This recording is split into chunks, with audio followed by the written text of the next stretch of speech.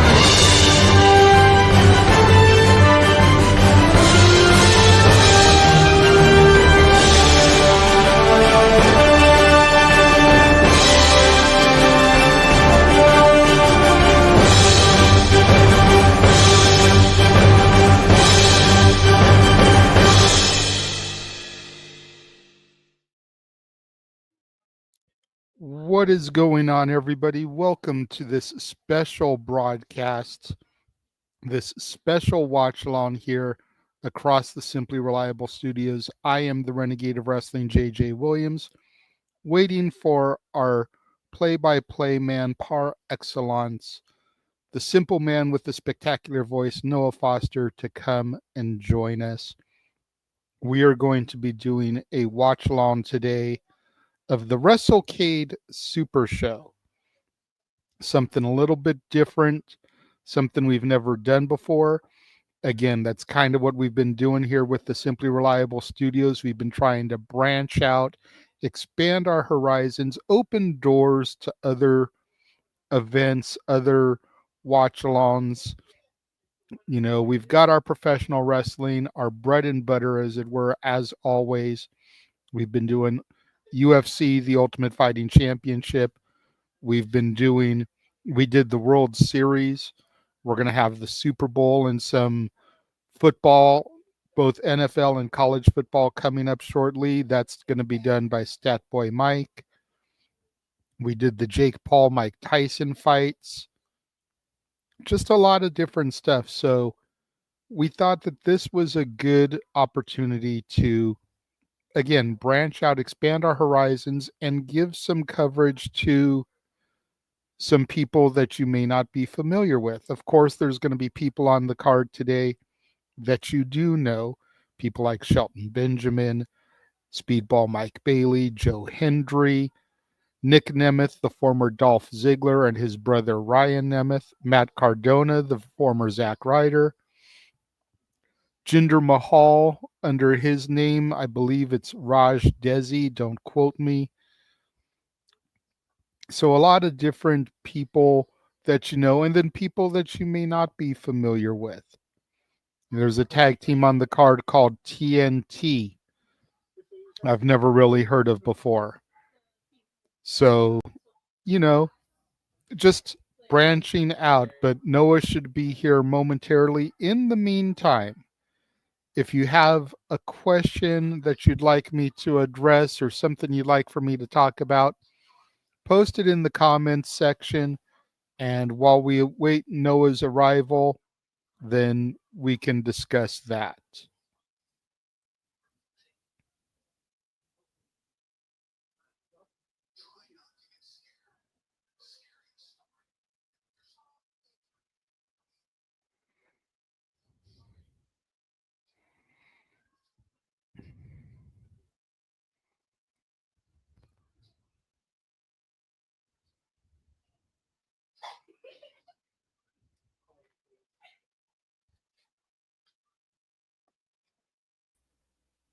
Hey!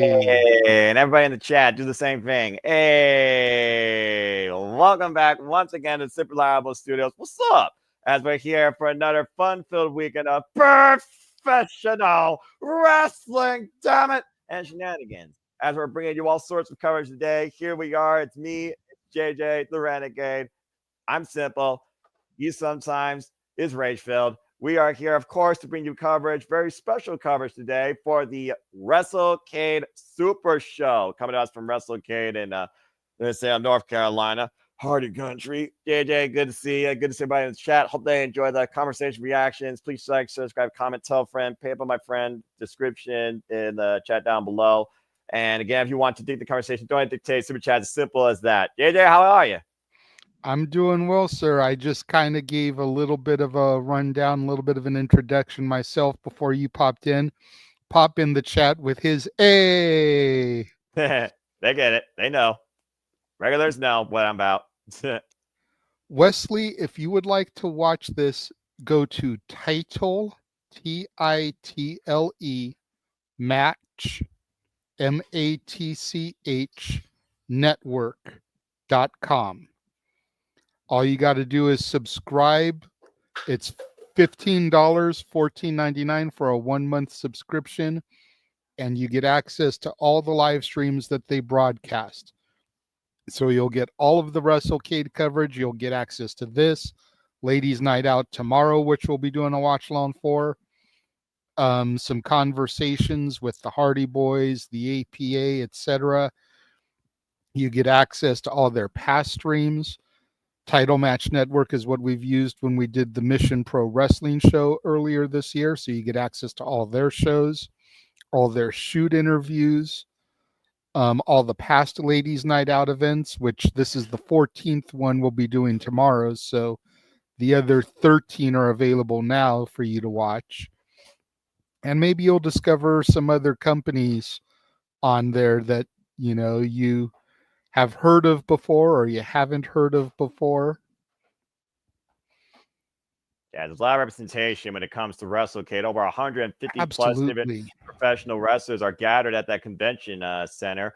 All sorts of walks, live, independent, AEW, TNA, you name it. Shout out to Sky Blue. Go check her out, folks. Go say hi to her. Of course, we have GCW representation. We have, of course, Deathmatch representation. We have Experience. We have Young Buck Comers. We got NWA, and that even includes today. So, again, it's going to be a very fun, fulfilled show. This is, again, where you gather to just truly enjoy life and enjoy wrestling. One of these days, I got to go to a Wrestlecade or a WrestleCon. I was doing some light notes research here prior to this, and truth be told, I don't know everything about everybody. That's absolutely insane. But there is some unique representation here, including Booker T's Reality of Wrestling Academy. So tonight should be very fun. There's also a bit of throwback towards last year's Wrestlecade event with some unique matchups here with some previous participants.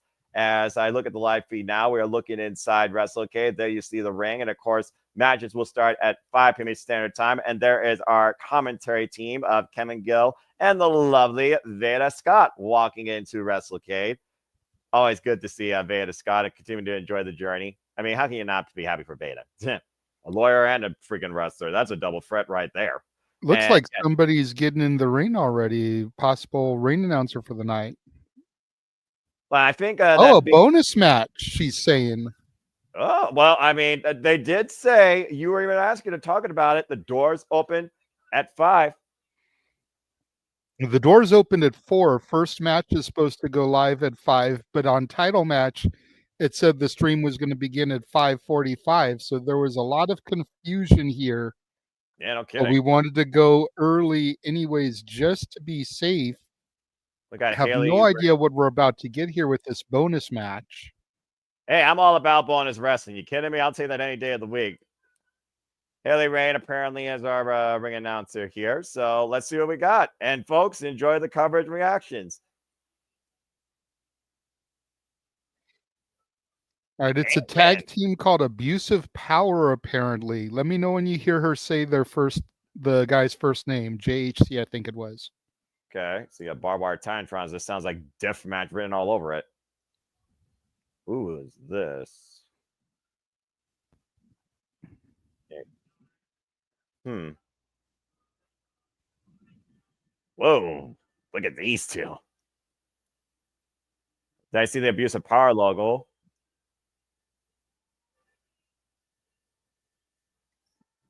These guys definitely give off a rowdy brawler vibe just looking at him. Yeah, right. I mean, he looks like somebody that you think would have been with the Iron Savages, and then you got the other one that looks like a caveman. Abuse of power here. And now we got horses on the Titantron here. It's the Andersons. What? I mean, how did you not recognize that music right off the bat, dude? I should have known. Gives Horseman vibes. And we are there's Double A, the Enforcer. And we are in freaking Horseman country, North Carolina. To your point, there's Arn Anderson, and there's his son, Brock Anderson. And C.W. Anderson, holy shit, I haven't heard his name in a minute. Good shit, seeing C.W. Anderson back on the screen. ECW original, of course. Took the words out of my mouth, being the veteran that you are. And again, it's one of those things where you never know who's going to show up at Wrestlecade. But literally, we are in North Carolina, and North Carolina was defined by two things: Hardys and Horsemen, quite literally. Yeah, that's pretty fair. Well, this is pretty cool. But it did say also, though, it's an 8-man tag team match, I believe, right? So I didn't catch that part. I thought I heard her say 8-man, so I'm curious who the opposition is here. And I wonder if that's their valet, or is that Brock Anderson's girlfriend with them? I'm not sure. I know very little about some of these guys. Like Brock Anderson, I know at least was. I don't know if he still is in AEW. Obviously, the son of Double A Arn Anderson. C.W. Anderson, of course, the ECW original legend. Dawson's. Hey, you know what? I can't hate on anybody that comes out to Eye of the Tiger, though. I knew you would say that. I knew. Come on. If any song from the 80s is going to get you ready to get out there and go work out, go fight, go throw down, it is the Eye of the Tiger, man. Survivor had some bangers back in the day. And apparently these boys, they're brothers. Okay. Well, that would make sense calling them the Dawsons. Like, you would think they would be related to some sort, brothers, cousins, whatever. It looks like they're literally overshadowing the audience noise for the song itself. I mean, I'm not going to complain about hearing freaking Eye of the Tiger. To your point, C.W. Anderson. Whoa, there we go. There you go, fix audio issues. C.W. Anderson, 53 years old, has been involved in Major League Wrestling with Brock Anderson, and they are currently tag team champions. Oh, come on. And now we got somebody coming out to Happy Together. That's not Happy Together. That's Sweet Caroline. Oh, Sweet Caroline. Okay. Even I recognize that song because you can't help but go pop, pop, pop with the freaking. They do have a similar melody to them, though. I'll give you that. Brock Anderson and the Andersons, current AML Tag Team Champions for the third time. That's crazy.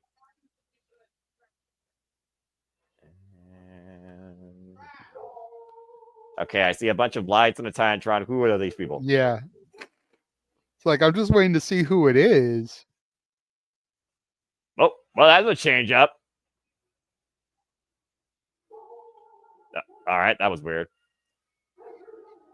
All right. It's all right. Technical difficulties on their end. We're still trying to get things worked out. Well, I mean, again, we talked about last night with TNA. They are not in a conventional wrestling setting. They're in a convention center, for Pete's sake, in a room that was reserved for this. Yeah, you got to give them a little bit of slack here, you know. Support independent wrestling. And, I mean, Sweet Caroline, that's a fun little song. I'm not going to, dish that. Yeah, exactly. I mean, if you are at an event and Sweet Caroline comes on and you don't participate in the bump, bump, bump, then you just need to be ejected from the event by security. That's fair enough. Apparently, the Dawson brothers are 6-time AML Tag Team Champions. The title is currently held by the Andersons.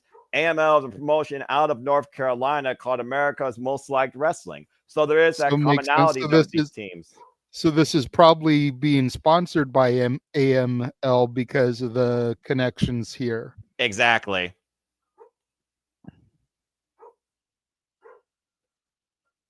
Good grief. I'm looking at him on the outside with his ears closed, like, turn that crap off. And everybody inside the ring going bum, bum, bum, like trying to get the crowd into it. This is kind of cool. I'm not going to lie. It's one of the things I always loved about independent shows is that there was no stock music, no in-house music producer like a Jim Johnston or a CFO or a Def Rebel or a Dale Oliver. It was always people using whatever song they felt existed out in the world that best suited their characters. So you'd hear people come out to stuff and sometimes you're like, okay, this song makes sense. And sometimes you're like, what in the hell is this? The first time I heard the song Now You're a Man from the Orgasmo soundtrack, which is a Trey Parker, Matt Stone movie, so that should tell you everything you need to know about it right there. Fair enough. Kevin Steen was using it. And shout out to Kevin Steen and Kevin Owens, who of course will face the American Nightmare Cody Rhodes for the WWE Undisputed Championship next month at Saturday night's main event. Of course, we will cover here at the Speedball Studios as we got a bonus match here with a lot of AML representation in the tag team division.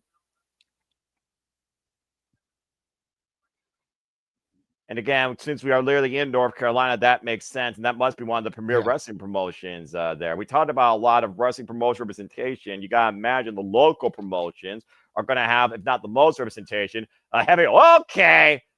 Bell rings and we are going Fists of Fury heavy here, Noah. And apologies in advance to those of you in the chat room. We're not really familiar with these guys aside from the Andersons. So trying to call who is who in the match is just going to be a lost cause at this point. Well, sometimes you don't call wrestling. You just watch wrestling to learn wrestling. You react to it. Yeah, wrestling in itself is a constant activity of studying. Pointing the elbow to the top of the head of Brock Anderson, CW Edison, getting robbed on the outside by the Dawsons, along with the rig of the eyes. Jesus. And bent over that steel guardrail, Noah, so you know that's got to be doing some damage on the lower back as well, being bent over that rail while your eyes are being raked and gouged. And again, shout out to Kevin Gill and Veda Scott that I'm sure we're already prepared for this because they probably got the full rundown, kind of including the bonus match. Oh! Veda Scott will be doing the call tomorrow on the Ladies Night Out event as well. So a busy woman here this Wrestlecade weekend is Veda Scott. The busy woman in general in the wrestling business is Veda Scott. If she's not calling something, she's representing somebody in court because she's a lawyer, and she's probably a better lawyer than Smart Mark Sterling.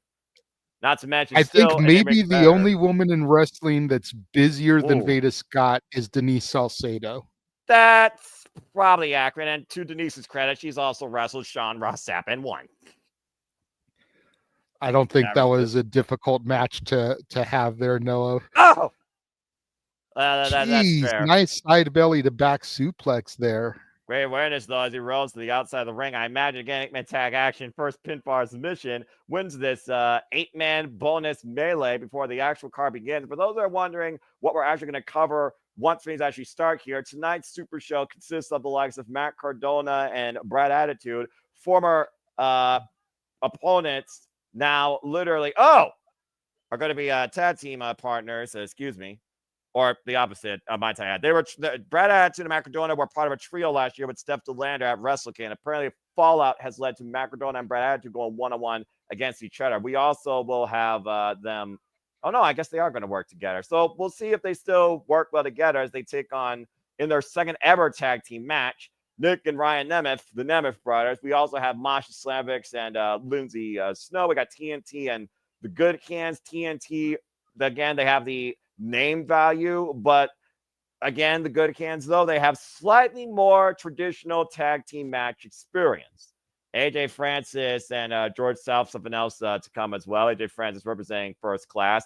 Elias. Of course, going one-on-one with Fodder, with Andrew Love in the corner. They're, of course, known as Psycho Love. And this unique GCW love note, Joey Janela, Colby Corino, Zilla Fatu taking on White Mike, Diego Hill, and Bojack in a doors, ladders, and chairs match. Take that for what you will. And again, as I said earlier, Masha Slammers versus Lindsay Snow, the only women's match on this Wrestlecade card, your point, JJ. And it will be a hardcore war. And the original bro, Matt Riddle, will take on everyone's favorite politician, Mustafa Ali, for an Ali. Do you still trust or do you prefer 420? And of course, do you believe in Joe Hendry? As Joe Hendry goes one-on-one with the former Jinder Mahal in Dehsi, the Mahal. He appears. I believe in Joe Hendry. Damn you! Damn you! I walked right into that. And that, folks, again, is a lot of the super card, which I feel has got to be main evented by this. Shelton Benjamin of the Hurt Syndicate in AEW versus free independent wrestler, one of the most booked independent wrestlers in the business, and Mr. Match himself, Speedball Mike Bailey. Good grief. I'm all thrown out here with everything going on between this screen, that screen, and what was on that screen, and looking at some of these people from GCW and all these independent wrestlers from the North Carolina area. Then you got a freaking 40-year vet that's known as Mr. Florida in George Sullivan. I'm like, what's happening? Dude, how do you think I feel trying to produce half the time? I'm trying to read the comments. I'm trying to do the graphics and throw those up. I'm trying to keep my eye on the action so I can do commentary. Oh, that was a big right by CW. Jesus. Oh, and Arn answered one with the outside. I'm waiting for that Anderson spinebuster, baby. Yeah, CW gives a damn good spinebuster. Oh, atomic drop there by CW. Oh, but it hit it for a boot to the midsection. Oh, no.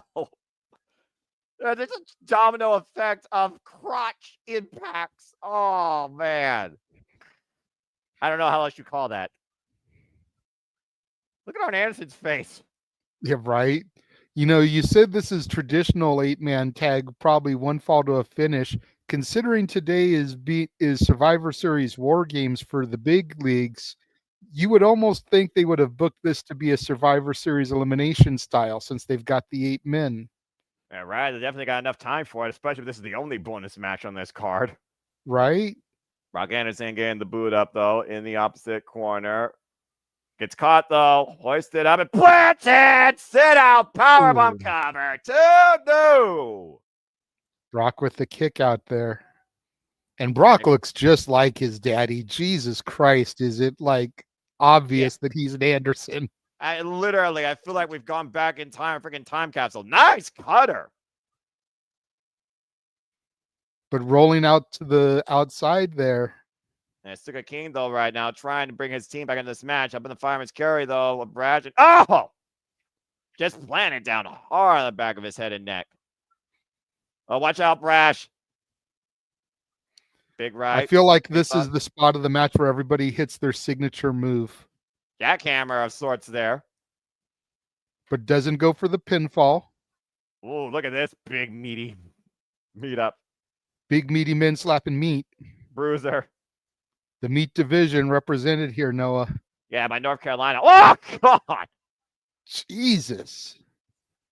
Beer City Bruiser with the overhead suplex. Now CW just got knocked out. I thought I recognized that guy, Beer City Bruiser. Of course, he's been involved in NWA. He's got no teeth, by the way, if he starts biting you. This has got to be where CW is going to go for that spine buster. Or Brock. Or Brock. Yeah, look at Brock getting up there, kind of stalking the opposition. Oh! There it is. Anderson spine buster. How pretty was that for you, JJ? Very nice. Oh, God! Clothesline from hell. Cover. Hooked on their leg and broken up by CW the last second. Teamwork makes the dream work, man. You got to go and help your partner when you can. Yeah, so does that sheer awareness. Oh, God! The Bruiser rolling like a boulder to the outside, wiping the field out.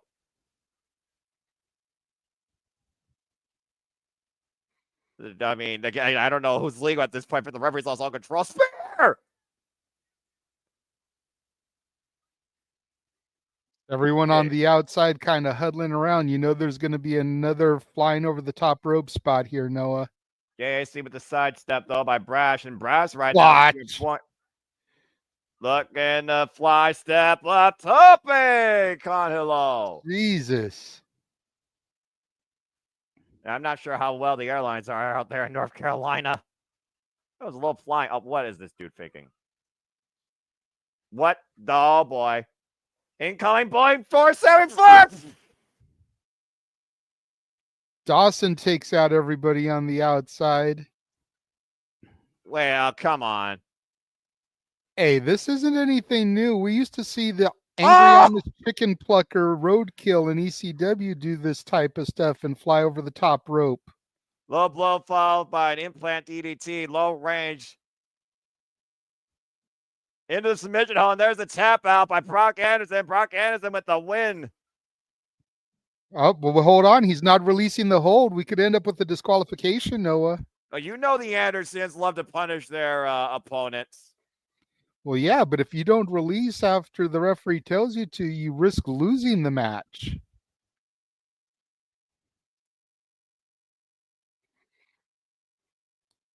Looks like Brock released it just in time. Abusive Power and the Andersons announced as your winners, Noah.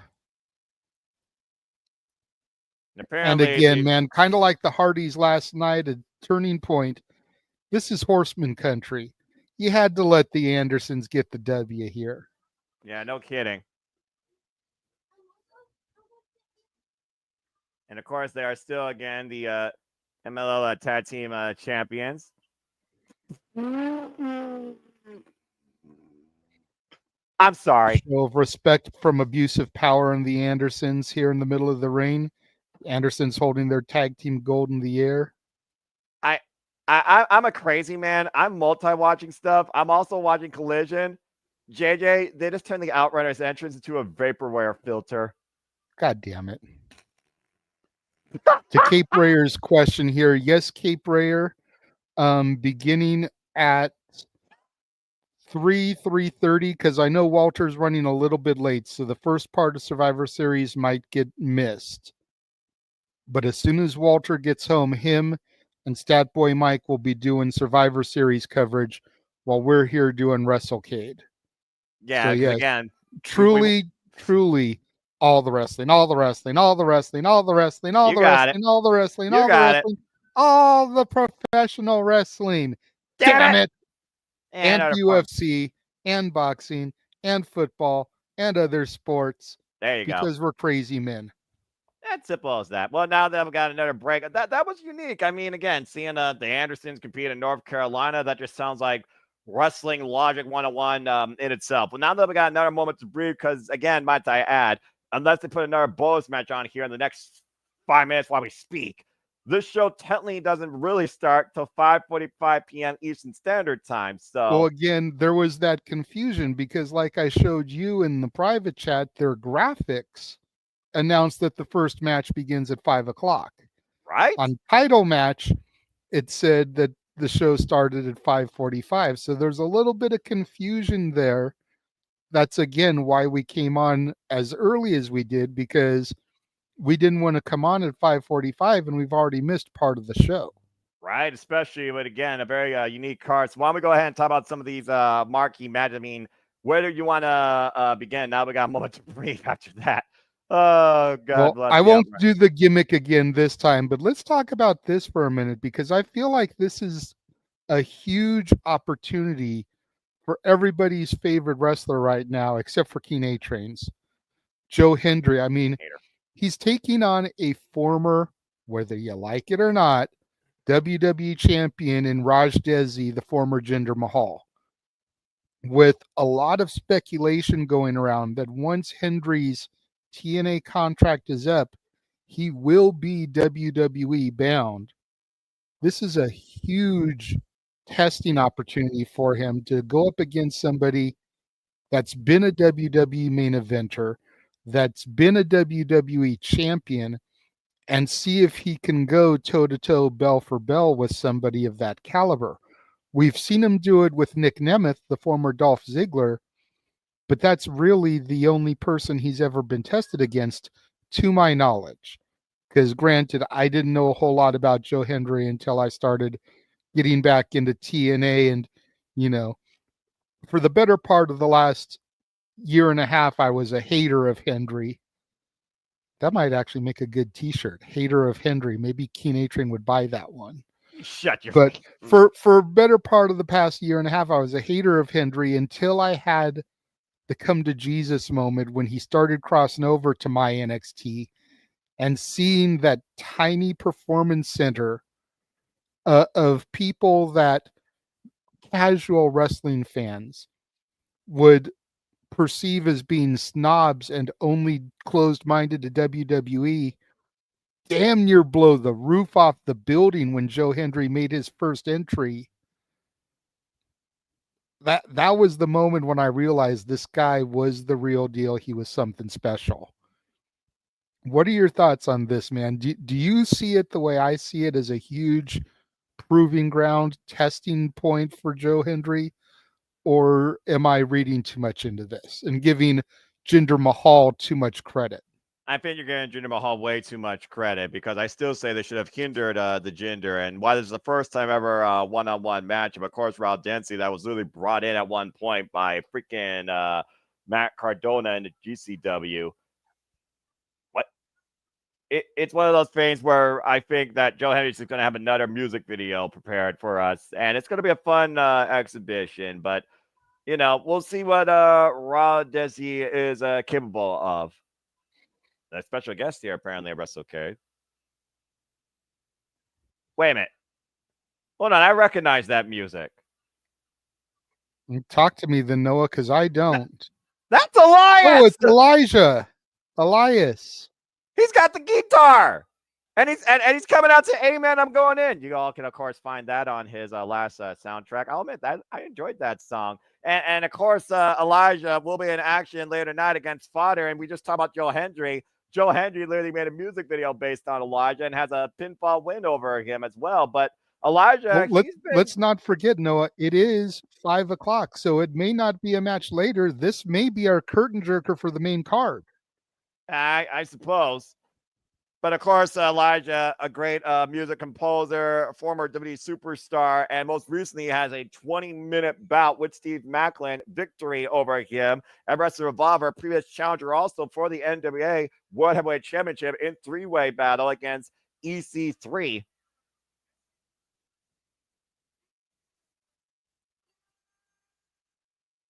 This is the first time I've seen Elijah since that music video with Joe Hendry. What was Elias's alter ego? Ezekiel. Oh, we're gonna get a concert. What was his alter ego? Because I remember he shaved his beard off and tried to make Kevin Owens think that it wasn't Elias. Yeah, what was his? Huh? Ezekiel? Ezekiel. Okay. I knew it was another E, but for some reason I couldn't place it. Oh, come on. Why would someone want to ruin this? I think you're uh-oh. Here comes the gorgeous Angelina Love, who I haven't seen since the 1000th episode of Impact, when the beautiful people returned to TNA. Jesus. And of course, Angela Love and Fodder have been running roughshod over the NWA and the independent wrestling scene. Of course, currently an RWA World Heavyweight Champion. 3 years together, these two have been. And Fodder is known as the Cycle Boy. Angela Love, of course, who at one point had a fallout war with Camille for the NWA World Women's Championship. And to your point, Angela Love is a former TNA Knockouts World Champion. Multi-time champion, if I remember correctly, Noah. Correct, because beautiful people. Damn right. And I admit, I was not a fan of the beautiful people in the moment, but retroactively, like, I can give them credit for what they did. I felt, in the moment, I felt about Angelina Love the same way I felt about Michelle McCool. It's fair.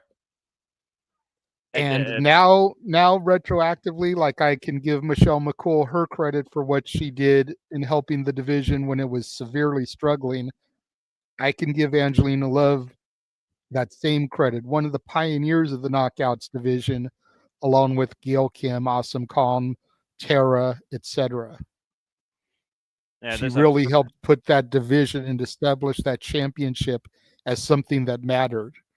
And in retrospect, some 15 years later, definitely got to give her props for that.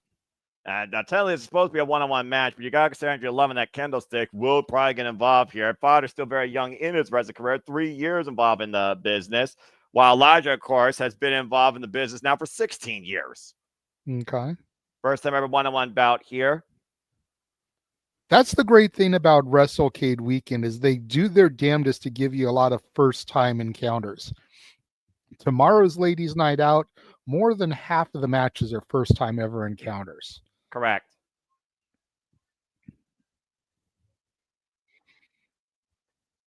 Yeah, a lot of support here, it seems, for Elijah. People want to walk with Elijah. Well, of course. I mean, you got to figure when conventions do this type of stuff, the overwhelming response is going to be for the former big company wrestler, the former WWE, AEW, TNA, or even the current for those companies. The no name, no disrespect intended, or lack of reputation independent wrestler is not going to get the response that a guy like Elijah gets. People are used to turning on their televisions and seeing Elias on their TV screens. So the fact that he's coming to a convention in their hometown and having a match in an intimate venue like this that maybe holds 500, 1,000 tops, that's huge for the local crowd. Yeah, Elijah right now lining up Fodder on the outside, continuing the offense. I'm really curious to see the reaction to the Shelton Benjamin Mike Bailey match, because you got to figure Shelton's going in as the heel, but he's a North South Carolina native himself, so it's almost like a hometown boy. Shout out to so he may get the babyface reaction. And Elijah again right now just wearing down Fodder, bracing him against the apron, driving him face first against that steel beam. Yep. As if once wasn't bad enough here. Elijah right now, what's he thinking here? Gaining some momentum, maybe looking for like a drive-by kick. Oh, wait a minute. To your point, here comes Elijah. Oh! Oh, hip check drive-by. I think that was more of the knee connecting to the side of Fodder's head. Oh, no, on my end, it looked like his hip connected, but be that as it may, still effective nonetheless. Elijah right now working the left arm in the corner, a bit of an arm wringer here, and Elijah going up to the high wrist district. Gonna go 1, 2, 3. What? Oh, come on! You're not Lance Archer. Going old school like the Undertaker. Oh! Great impact and great balance there by Elijah. Well, again, a man who made his debut at the Survivor Series 1990, a little homage to the dead man. And look at Andrew the Love on the outside, though, picking the leg of Elijah with the strategy, allowing Fodder to take advantage, driving Elijah down to the floor. Again, you don't turn your back on somebody called the Cycle Boy, especially when he's got a cycle chick in his corner. This is fair. This is fair. Seeing Angelina Love as part of the show, I'm a little bit surprised she's not booked for Ladies' Night Out tomorrow, but you never know who may show up, so she could always factor in somehow, some way for a future match against someone. Yeah, she could have former enemies that she may want to get back after. There could be a bonus match for all we know, but she really hasn't done a whole lot as of lately. I actually wouldn't mind seeing Angelina Love versus Hollywood Haley J, but Hollywood Haley J is already booked in a match. I also wouldn't mind seeing Angelina Love versus Kenzie Page, the current NWA Women's World Champion, holder of the Burke. And of course, we know they will be involved tomorrow at Ladies' Night, and Kenzie Page was able to retain her title thanks to Tiffany Weber's involvement against Natalia Markova. Thus, Tiffany Weber's and Natalia Markova will be involved in a further women's steel cage match in NWA. I'm definitely going to be calling that when that episode of Power airs, as Natalia Markova is James's girl. Cover. And Tiffany Nieves, I've been singing her praises since earlier this year. Yeah, La Princesa, of course. And right now, Fodder literally just raking the eyes and face, wrenching the nose of Elijah, trying to rearrange his face. And that is not a legal hold, folks, by the way. And right now, Page watching Elijah against the top rope. And of course, that's not a rope, folks. Do not be fooled. That is a braced steel cable taunted to the max. Shots in the midsection right now. Drops Elijah to the knee. It all started with Elijah having all the momentum, and all it took was that one distraction by Angelina to bring Fodder back in this.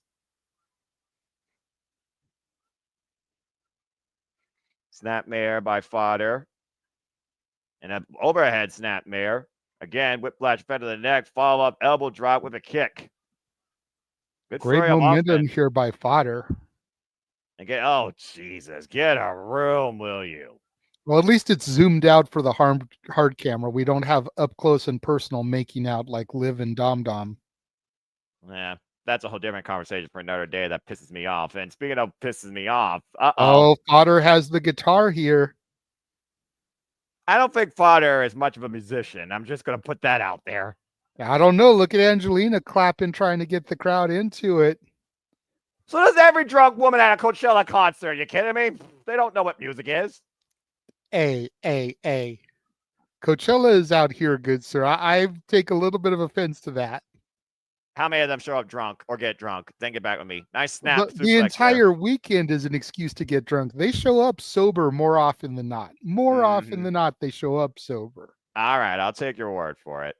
But about halfway through the first day, they're plastered, and they stay plastered through the weekend.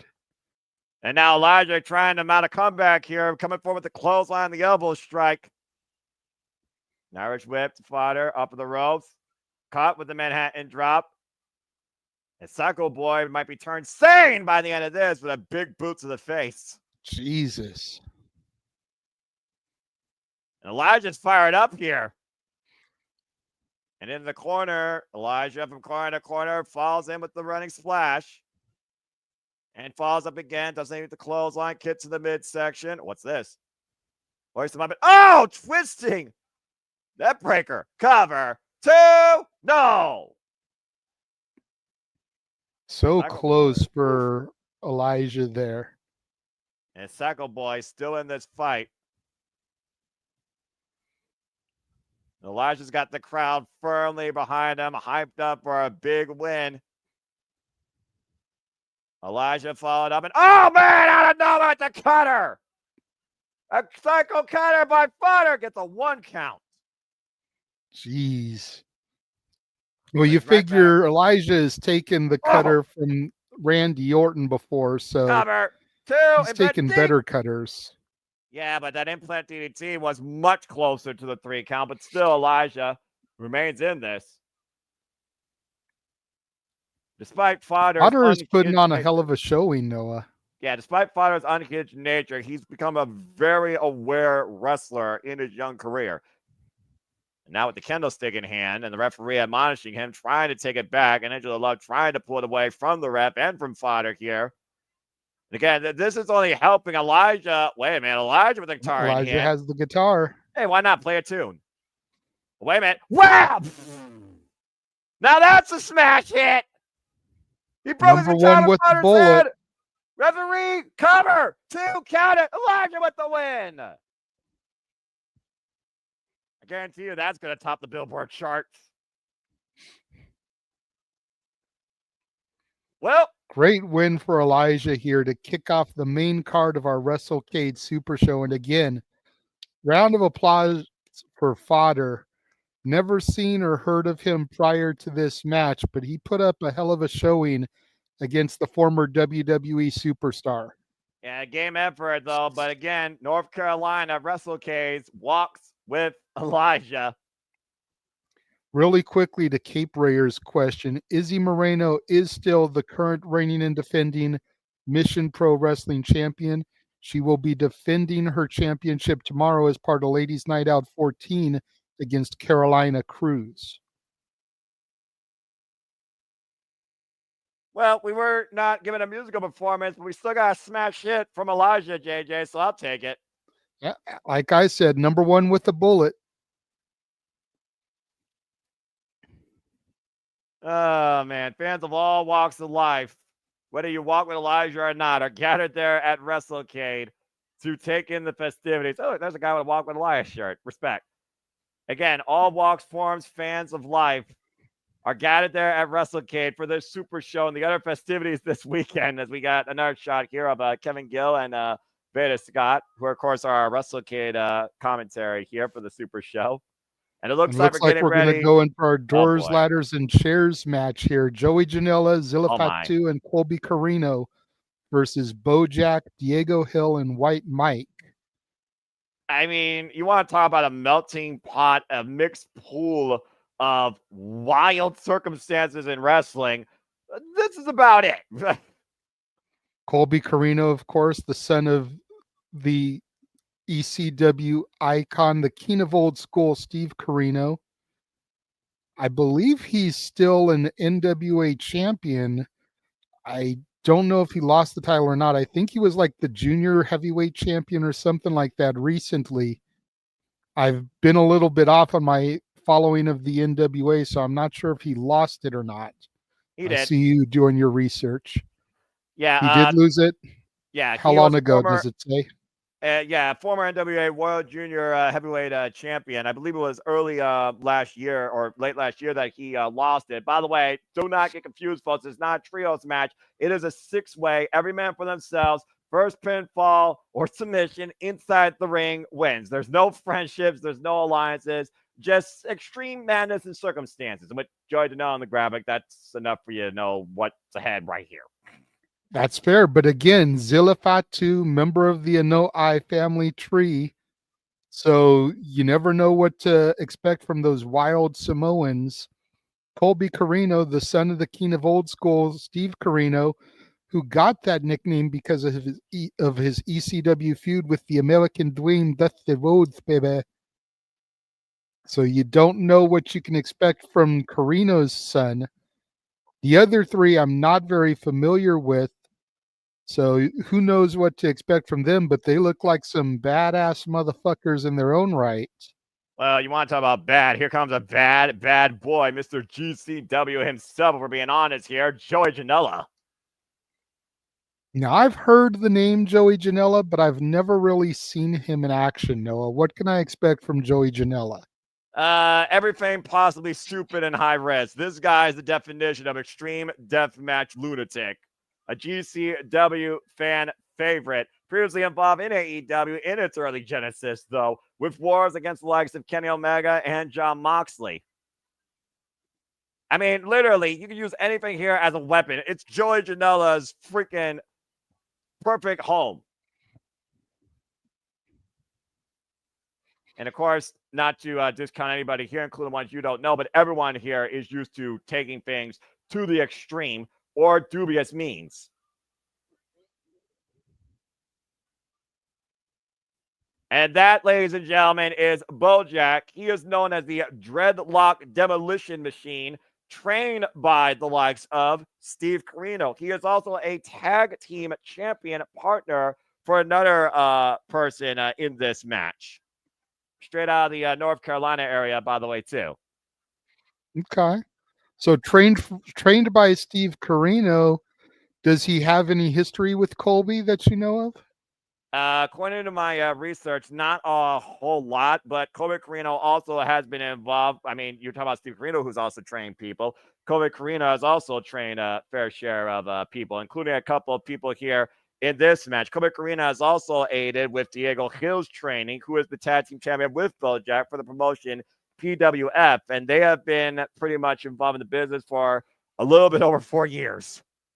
Okay. Big dude. Yeah, he is hefty. That, by the way, that's the tag team championship, by the way, that he was holding. And speaking of champions, you know Booker T's Reality of Wrestling Academy, Reality of Wrestling champion and current House of Glory Crown Jewel champion, making his way to the ring, Zilla Fatu.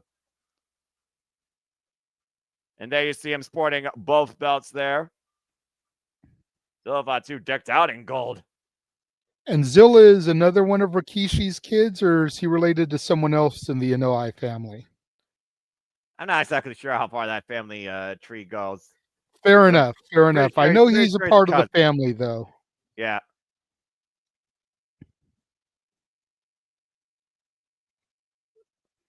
Known as the main one. I still can't believe I had Zilla Fatu in my freaking section at SummerSlam. That was freaking awesome.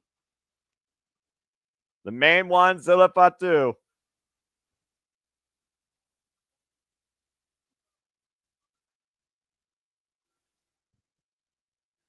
Zilla Fatu seems very excited to be here at Wrestlecade. Apparently somebody here is a fan of the Rolling Stones. Yep. There's Colby Corino. You want to talk about generational wrestlers? You brought up Steve Corino earlier. Dude. Zilla Fatu is Umaga's son. That's right. That's what I forgot to mention. Yeah. Again, cousin. So you think about how savage Umaga was, and you can know kind of what to expect from Zilla. Prince of old school here, Colby Corino, of course, who's been heavily involved in the NWA, who has also had a hand in training Diego Hill, who we'll see later in this match, or shortly in this match, excuse me.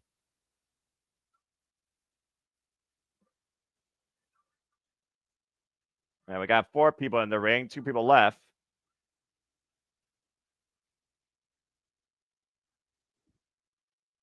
Who is this? Ah, there's Diego Hill. Current tag champion alongside Bojack Promotion PWF. He is known as the Dive Bomb, and he has been trained by Colby Corino.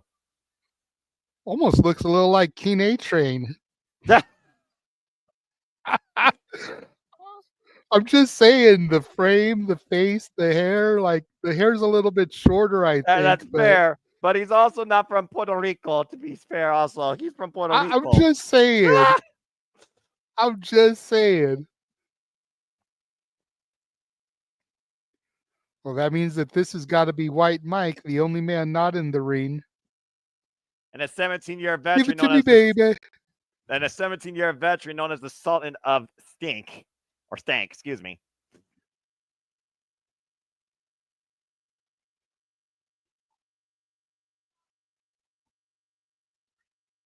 Again, like I said, man, independent shows are the way to go because you never know what song is going to come over the PA system, and you never know what wrestler is going to come out to it, man. The king of the Cade, according to his shirt. Like, everybody knows my feelings for the Young Bucks. I think that's been made more than clear over the years between the Multiverse of Media and the Simply Reliable Studios.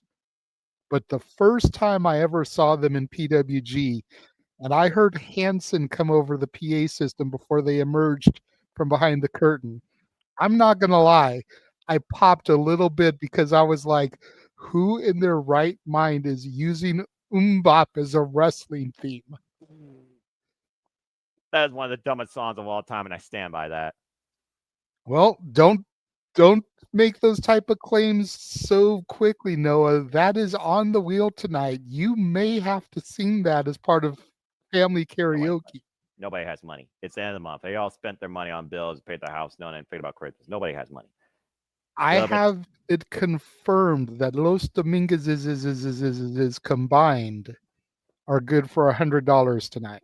Yeah, they'll That's probably forget 20 spins. There'll be a bill that'll take it away from their card. Anyway, we got a 6-way dance here. Tables, ladders, ladders, chairs, and doors. What the world? First pinfall or submission inside the ring wins this. It's a 6-way dance, and it's going to be a car wreck. I almost feel like, you know, if you're doing essentially a TLC match, because that's basically what this is. Jesus, spear through the door from Zilla Fatu to looks like White Mike. Yeah, White Mike just got freaking black and blue facing Zilla Fatu. Good God. Holy hell. What I was going to say is I feel like there's got to at least be like a title opportunity or something, you know, something you climb a ladder for. To see what is basically a TLC match and have it be a pinfall or submission match seems weird to me. Well, also, it's you know what I mean? Wrestling. I mean, yeah, I get that, but also with independent wrestling, sometimes the title itself is just being the guy that you're basically trying to take the business for yourself your own way. I mean, just look at Matt Cardona, Mr. Deathmatch King himself, and how many independent wrestling promotion he has somehow invaded or taken over into his name and won gold. Pop up by, oh, good Lord, look at the strength of Bojack. Oh, God, I love darting freaking Diego Hill for the door. 2 doors down. And one more, we'll get 3 doors down. We'll see if they're still crazy. Will you still call them Superman? Right now, I mean, the jury's still out. We got Colby Corino, and I believe that is that's just all thrown Diego, off right I now. think. No, that's Joey. That's Joey Janela. Oh, okay, Oh Janela. no! Oh gosh! Jesus, there's the 3rd door down. And the 4th. Well, we here at the Simply Reliable Studios definitely wouldn't be here without you. Oh boy, look at this face off though. Zilla, Fatu, and Bojack. To Cape Rayer's point, Hansen does have better songs than Bop. Where's the Love will also be on the wheel, as well as This Time Around. I've never heard Weird. And again, Zilla, too, that's literally been trained by Booker T, current champion of his reality of wrestling promotion. And Bojack right now with the driving elbows, massive uppercut, massive in quotations. Look at the You've also athlete. got to figure he's had some training from his dad, Rikishi, and Black Rain from the school out here as well, considering that he's related to the family. Yeah, and considering how much strength Zilla 2 had to use to literally lift Bojack and send him up and over. And Zilla 2 are going to follow up now up the road for that speed, 0 to 100, and flies over the top! Jesus! Hell of a tope taking out Bojack there on the outside. Through the already destroyed door. And Zilla with his 1 in the air, acknowledging his tribal chief of sorts, Noah, who, of course, the OG bloodline will be taking on the bootleg bloodline later on tonight in War Games. We talk about also that level of experience that everybody has in the bloodline, the Anali family. Zilla 2 has only been involved in the business for 16 months, JJ. God damn. To have this kind of charisma, and charisma can't be taught, but to have this kind of ring awareness, this type of, yes, thank you, the it factor definitely shows you he can be a star down the way. Much like the way Jacob Fatu has kind of been commandeering the new bloodline from Solo Sikoa and the Tongans. And Zilla 2 right now have been a one-man wrecking crew. Unstoppable is in the ring with White Mike. What the hell is he about to do here with these two? Okay, White JJ. Mike with his Beetlejuice striped singlet just tried a headbutt on a Samoan. Did you not? Yeah, much like a Blue Thunder Bomb never wins a match, you do not headbutt a Samoan. But you can crotch punch them in a match where it's legal to take them down off their feet. So Colby Corino, though, in the ring. Now, Colby, though, might be looking for a backslide or not. Oh! Big knee strike. And White Mike rolls the outside, joining another, though, clocking Colby Corino here. And a rolling elbow strike drops Colby. And now we have Diego Hill, sidestep, handspring, up and over, Joey. Oh, wow. Jesus, the athleticism there. Yeah, take him down to the knee. The rolling kick. Janela could barely get any sort of defense in there versus offense. And now Bojack, oh boy. Blasting Diego, bouncing it back up to his feet. What the fuck? Bojack slammed that boy. He bounced higher than Javon Evans. And Zilla 2 coming in. Good Lord. I've never seen anything like that. The Irish went to Diego Hill and Zilla 2. Massive back body drop to Diego Hill. God damn. Diego Bojack just crash landed in the middle of the Wrestlecade ring. And Bojack using part of a broken door on Zilla 2. I mean, I guess it's still usable. Hey.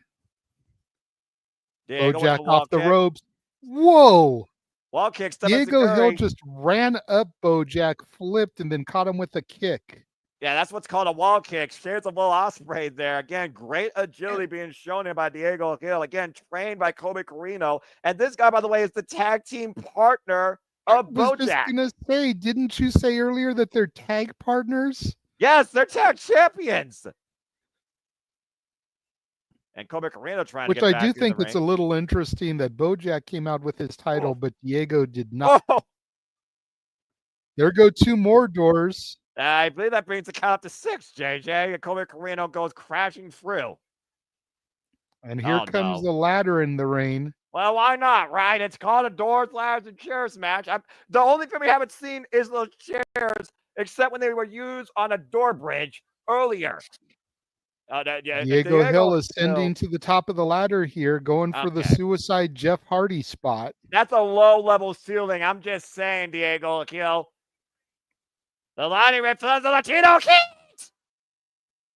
And a frog splash off the ladder to the floor, and the bodies hit the floor. That's not a Three Doors Down song. That's a Disturbed or Drowning Pool song. Wrong D at first.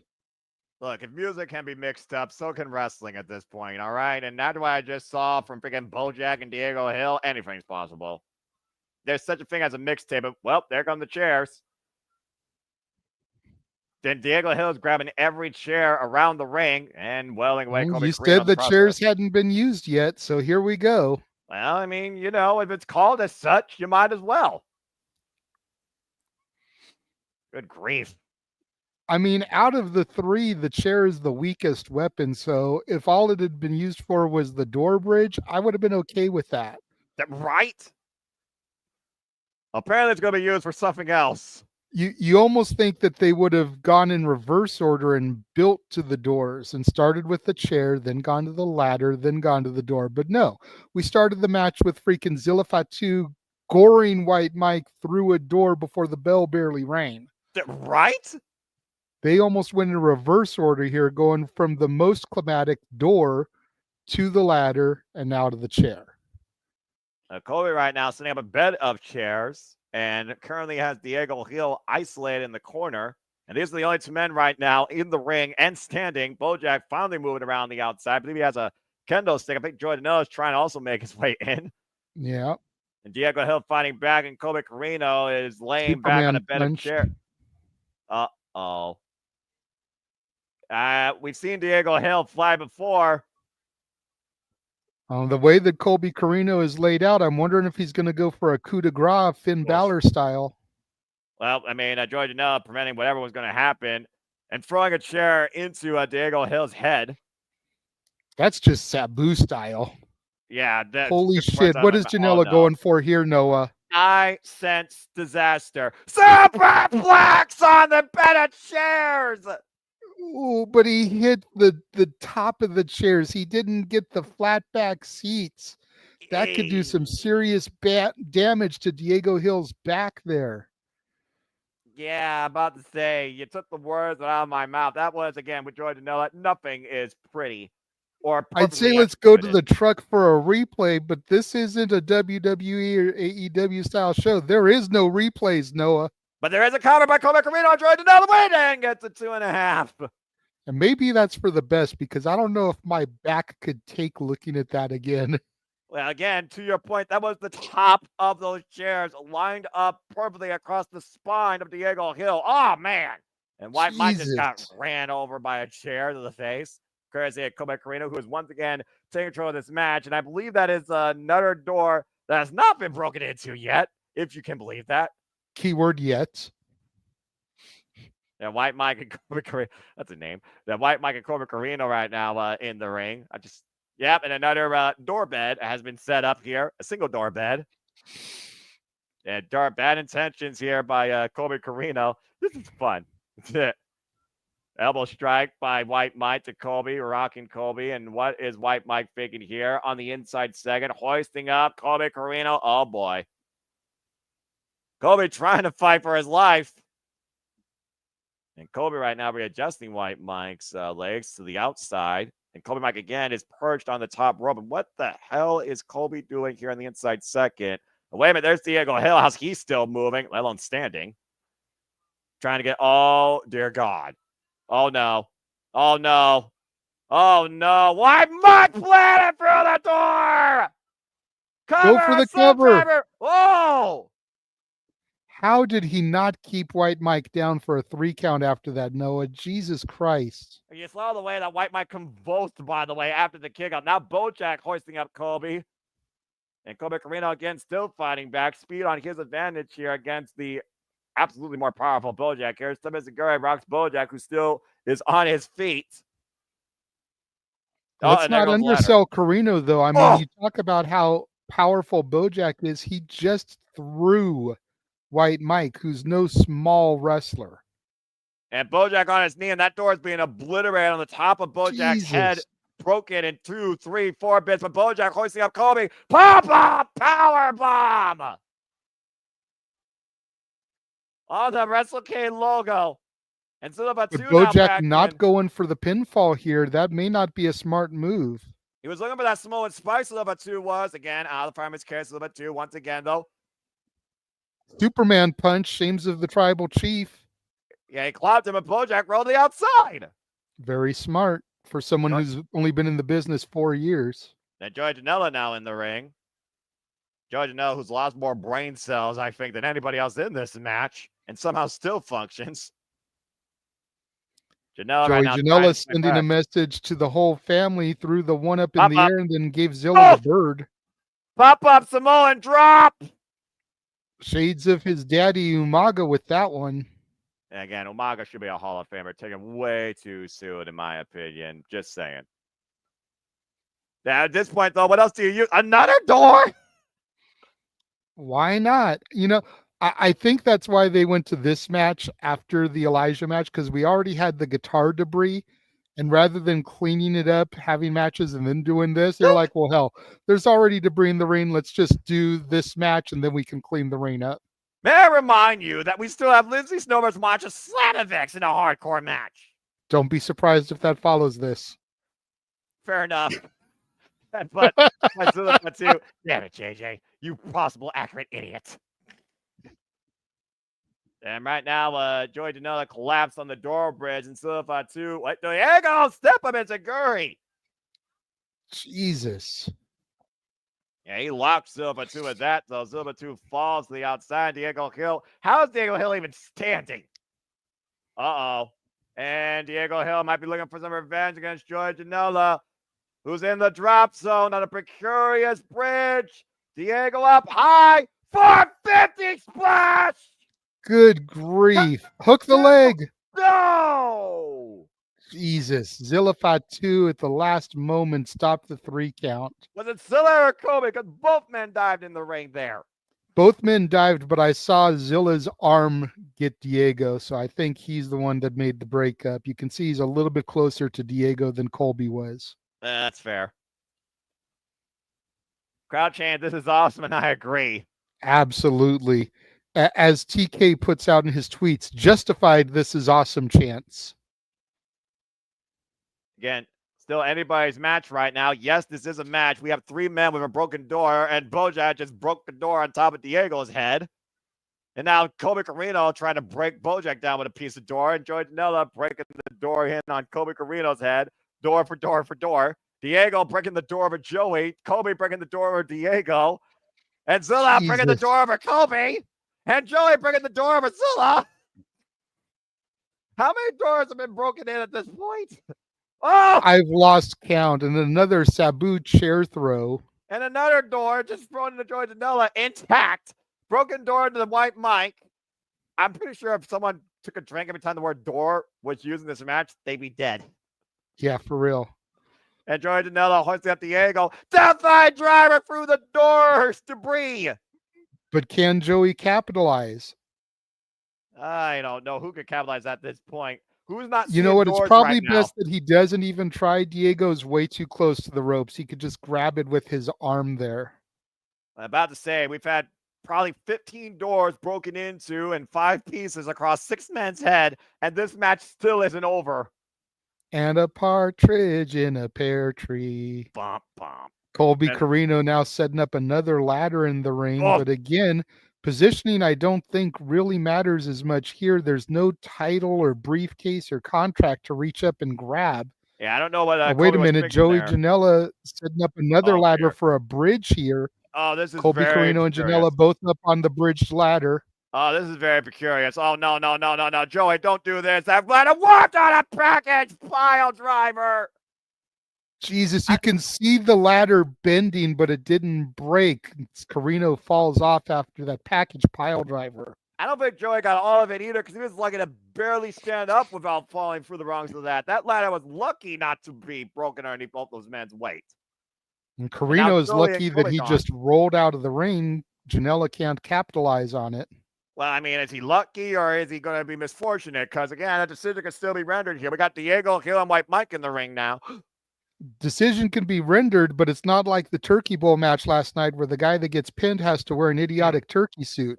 That's fair. But, again, getting a win at Wrestlecade could mean huge for any of these young, hungry, up-and-coming wrestlers. And then, of course, which is what makes me think Zilla Fatu is going to be the one to end up getting the victory here. Well, now White Mike gets his way with this spinning front face lock. Oh, my God! Jesus Christ. The way that big boy just flipped to deliver that move. And also a reverse DDT. And there's nothing to grab, White Mike. What are you doing? White Mike is going to fly here.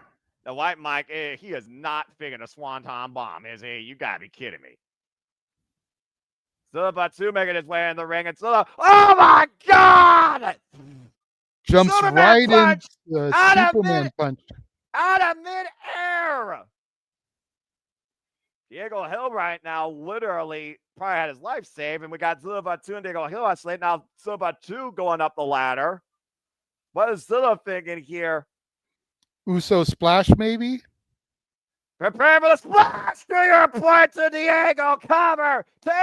Zilla Fatu at the win. Yep. Like I said, the way you pointed out that a win at Wrestlecade could mean big things, got to figure the member of the Anoa'i family, the guy who's got family fighting in war games tonight, the guy who is going to be WWE bound sooner rather than later, considering he's working with Booker T and Reality of Wrestling, and Reality of Wrestling is part of the ID program. Zilla Fatu's got the most to gain from the victory here, and he just got the win with that Uso splash after that Superman punch in midair. What a wild-ass six-way door-smashing collision here at WrestleCade with Zilla Fatu getting the win. In the end, the real one splashing Diego Hill for the pin. Good grief. Hey, prayer, R.I.P. door. Which door? And you know what? I saw this comment pop up earlier. Safet, first of all, happy birthday. Happy birthday, man. We've seen you posted throughout the week as we've been doing our streams that today was going to be your birthday. So first of all, happy birthday. Secondly, I know you're not usually a guy that super chats. But if you show up tonight for karaoke and you super chat $5 for a wheel spin, I will give you a free wheel spin as a birthday gift. So you'll get 2 for the price of 1.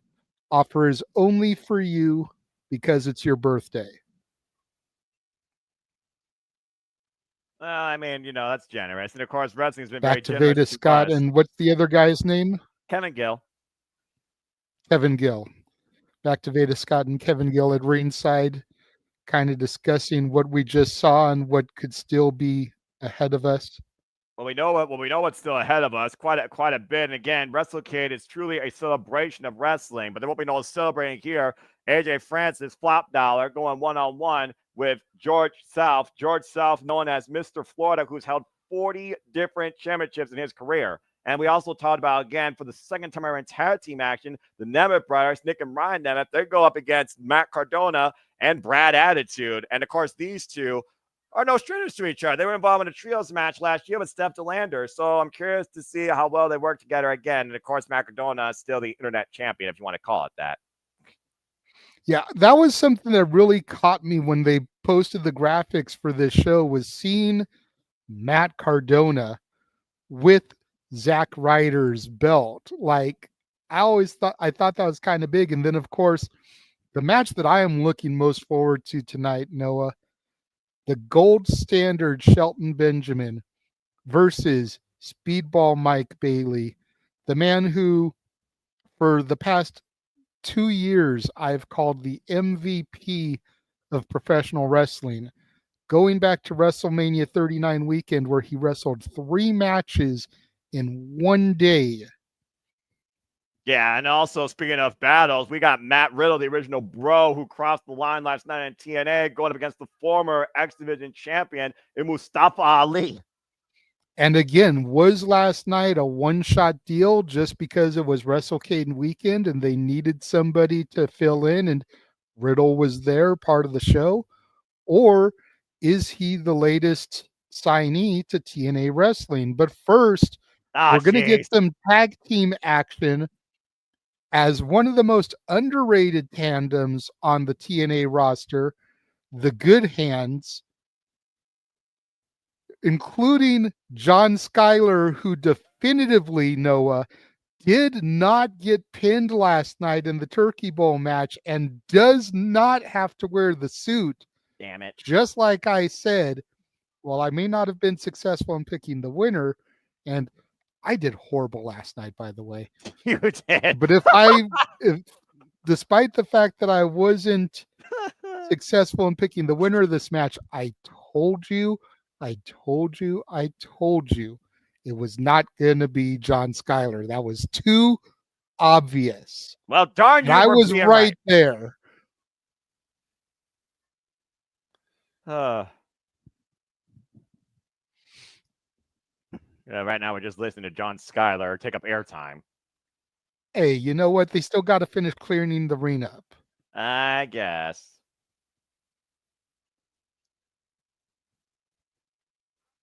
Oh, okay. That's who TNT is. Exactly. I was going to say them when they came out. I did not know that. Terrell and Terrance Hughes. That's right. TNT. Okay. I have heard of Devon's Kids. I didn't know that was their team name or anything, though. Yeah, TNT have been a tag team now for 7 matches, but they've already held multiple sets of titles. Current CPW tag team champions back in 2018. While the Good Cans, they've only been a tag team for literally 2 years and have only had 10 traditional tag team matches together. So while they have more tag team experience, you got the name, value, and the learning tree from the Dudleys in favor of TNT.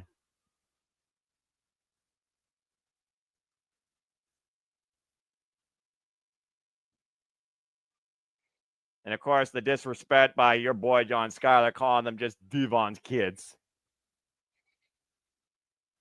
I remember seeing TNT first in action where they showed up during AEW Dark and Dark Elevation for a couple of times during their time in Florida.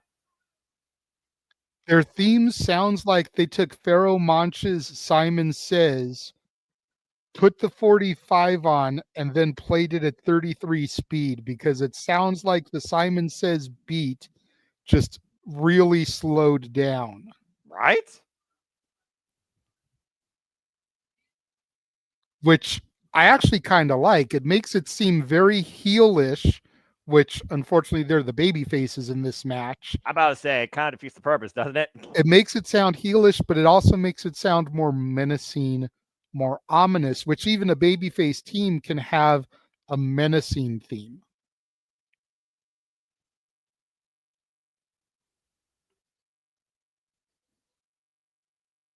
I'll say it's the first ever tag team encounter.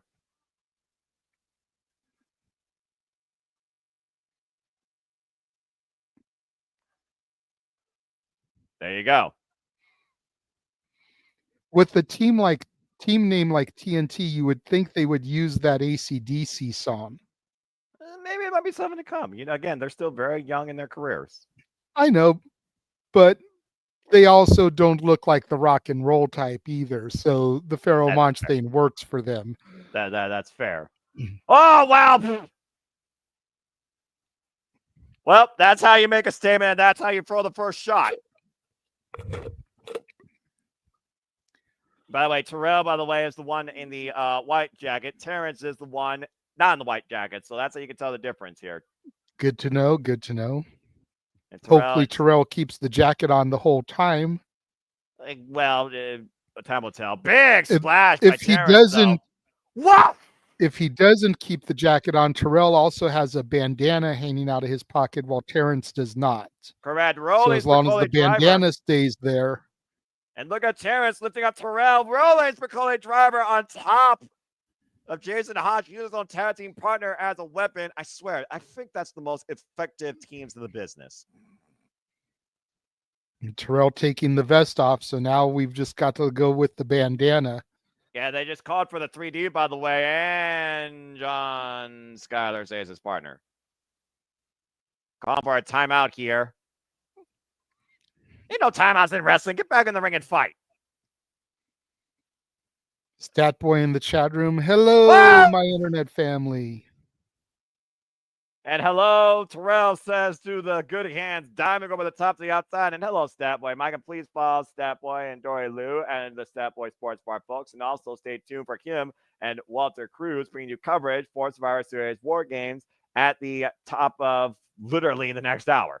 Oh, and Vision is open palm strike. Some point during the next hour, because again, last we heard Walter was running late. Statboy, I don't know if he messaged you about that. So y'all may be a little bit late in starting the stream, but it will be going as soon as Walter gets there. Fair enough.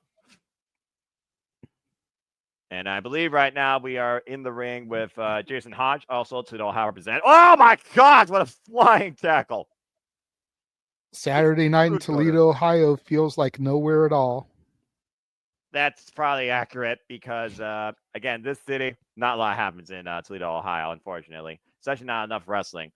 Pick up the leg, though, and meanwhile, it's John Skyler coming in, cheap shot from the back, and the good hands are taking control of this match, isolating Terrance here. And Terrell, again, emotions running high and not to the benefit of his tag team partner.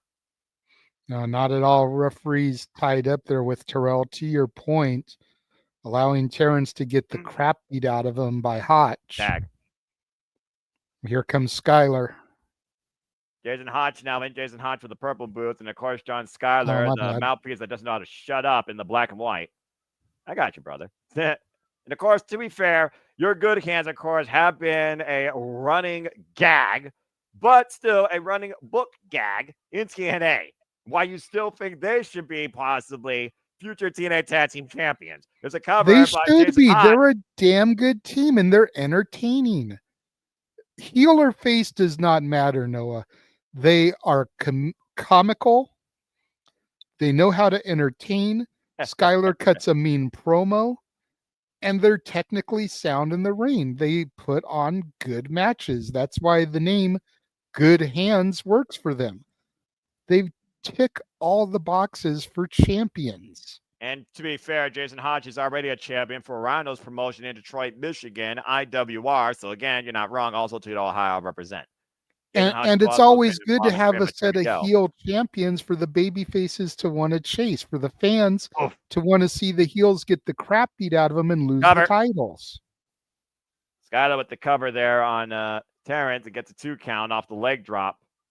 That's how you sell tickets, is have a good set of heel champions that the fans want to pay for the baby face to beat and take the titles from. And why is John Skyler challenging fans when he should be focusing on his opponent, though? Again, it's that combustible ego right here that holds down the good hands, in my opinion, especially John Skyler. And well, at least John Skyler isn't all ego like Ethan Page is. Well, Oliver Page, of course, will be involved at Deadline, though, for another chance to maybe go back after the NXT Championship. Of course, we'll be covering Deadline here next weekend, folks. NXT brings us Deadline, the last stop of NXT's 2024 calendar year on a premium level, courtesy of the Peacock. And that, of course, will be Saturday night, 1 week from tonight. Oh, and John Skyler pushing out the base from Terrance. And just a heads up with that one, Noah, I will be here for that call, but I may be a little bit late. My daughter has a performance at Barnes & Noble, basically the half hour just prior to Deadline starting. So even if we get done on time, I'm probably not going to be home till about a half hour in. Priorities our passions. Don't rush. Absolutely, but I'm just letting you know, I will be here for that PLE. I'm just going to be a little late. Sounds good. And also a shout out to Natalie. I hope that she's doing well, also known as the sweet soul of the Simply Reliable Studios. And I hope that she's doing very well. Kick right now by Jason Hotch to Terrance. And again, Terrance has been isolated for most of this match. Dehsi needs to make a tag to his partner, Terrell. There's the snapmare by Hotch, though. And the good hands right now with these quick tags and kind of bring in half, but Terrance running out of the way of the PK. Spear! Massive spear to Jason Hotch midsection. Huge opening moment here for Terrance to make the tag to Terrell. If he can make that tag, though, this match is going to turn a complete 180. Terrell. We definitely have a busy few months coming up, K-Prayer, and we show no signs of slowing down as we expand the brand. And to your point, there's the hot tag to Terrell. Huge shotgun drop kick. Whoa, what a right. Follow-up drop kick to Jason Hotch. Up and around, taking over Skyler with the takeover Tijeras, the Hurricane Rana sidestep. There goes Hotch up and over the floor. And right now, Skyler caught with a massive scoop power slam cover. 2. No! Only 2. Jason Hotch tumbled to the floor right now, and John Skyler in a world of trouble with the fired up Terrell in this match. Of course, you got the sons of the Team 3D here, one half of Team 3D with Devon. What's the crowd chanting for? Tables. I mean, it's not a freaking no disqualification match, audience. Look at this double team here to John Skyler. Oh! Nice double team neck breaker there. Cover 2. Not enough, though. Yeah, beautiful double team neck breaker there to your point, JJ. Somehow John Skyler still in this, though. And John Skyler, again, also been involved in Insane Wrestling Revolution, Roundhouse promotion here in Detroit, Michigan. And like you said, the guy that was not humiliated in the turkey suit, although for, always freaking giving disrespect to Jay Chung, I think he should have been, but that's a whole different conversation. Hotch now in, though, coming to the end of his partner, and Terrell and Hotch now in. Sidestep, hoist it up. 3D! They nailed it. Is that enough to do it? 2, and Skyler saves the matchup. How close can you get to a 3 count without Skyler getting involved? Probably that close right there. And Jason Hotch and I believe Terrell are the 2 legal men inside the ring, while Skyler and Terrance are on the outside. And Terrance, sent face first into the ring post. And Terrell right now hoisting up. Hotch, fireman's carry. Hotch fighting back, though. Referee, whoop, whoop, whoop, whoop, whoop, whoop, whoop. Whoop, whoop, whoop, whoop, whoop, whoop, whoop. Wait a minute, Skyler. Oh, God, a low blow. Unsportsmanlike conduct. Inside cradle, small package. Good hands with the steal and the win. They stole it.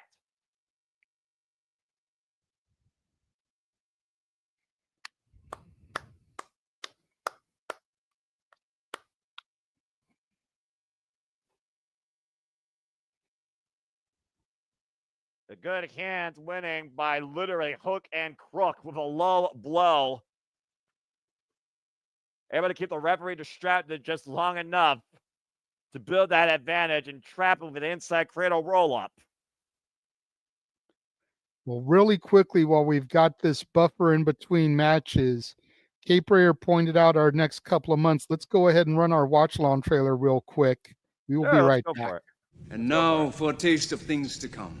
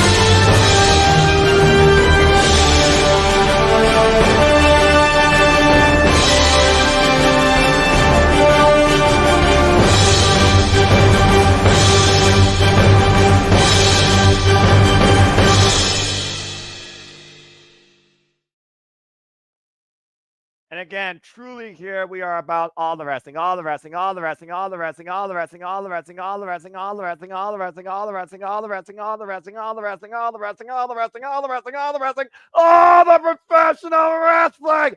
Damn it! And combat sports and other form of sports and other collegiate sports too. Oh, damn it! Look at that! What a treat here. Again, we are in North Carolina. We talk about the Horsemen. We talk about the Hardys. We talk about roots of traditional wrestling. It doesn't get more traditional than Crockett Promotions themselves, JJ. Look who's here. That's fair. That's fair. Nice to see our special guest here. He's going to join commentary, or is he going to just take a seat into the festivities? Looks like he's joining the commentary table. Now, we've seen Mr. Crockett here a couple of times before. Of course, we had that one-night stand with Flair's last match. We've seen it with Tony Schiavone at times when AEW, of course, is coming to North Carolina. So this is really nice and cool. North Carolina. There it is. It looks like we're going into George South versus the former Top Dollar AJ Francis. Now look at this shyster thinking that his mic wasn't off. And again, AJ Francis, the former Flop Dollar, Top Dollar, also. We have talked about this before, sir. We need to dump the Flop Dollar gimmick. You have admitted more than once that during his current TNA run, he has been better than he has ever been. Flop Dollar needs to die. Let's just give the man credit, as annoying as he may be, for upping his game since leaving WWE. All right, fine. Former Top Dollar, current AJ Francis, representing First Class, of course, in TNA, former digital media champion, still one of the most annoying men in the business. That I will give you. Thank you. Going one-on-one against a man that is hugely known across Wrestlecade and independent wrestling and promotions, known as Mr. Fodder himself, with over 41 years of experience and 40 different championships, taking on Mr. Florida, George South, who's already been in a who's who of this business in the ring. Yeah, you see that grimace on AJ Francis' face, looking to stick it at everybody as always. But again, like you said, former WWE star and current TNA wrestler. He's definitely one of those forces to be reckoned with inside that ring. A Goliath, to say the least, a giant. He did hold a championship this past year in TNA too, did he not? Wasn't it the Digital Media Championship? Yep, and he also, of course, held the International Heavyweight Championship, which, of course, both titles are now currently being held by PCO. Noah. No. Just like Sweet Caroline, how can you not vibe to Journey? Don't Stop Believing. No, you son of a bitch. Whenever that intro starts, if you are a woman, you turn into a small town girl living in a lonely world. And if you are a boy, you turn into a city boy born and raised in South Detroit. It does not matter where you are from. Once those opening piano chords start, you automatically get sucked into the song. Oh, good grief. And I love this little intricacy in this song, if you can hear it. The way Neil Sean plays this little riff to sound like a train chugging. Yep.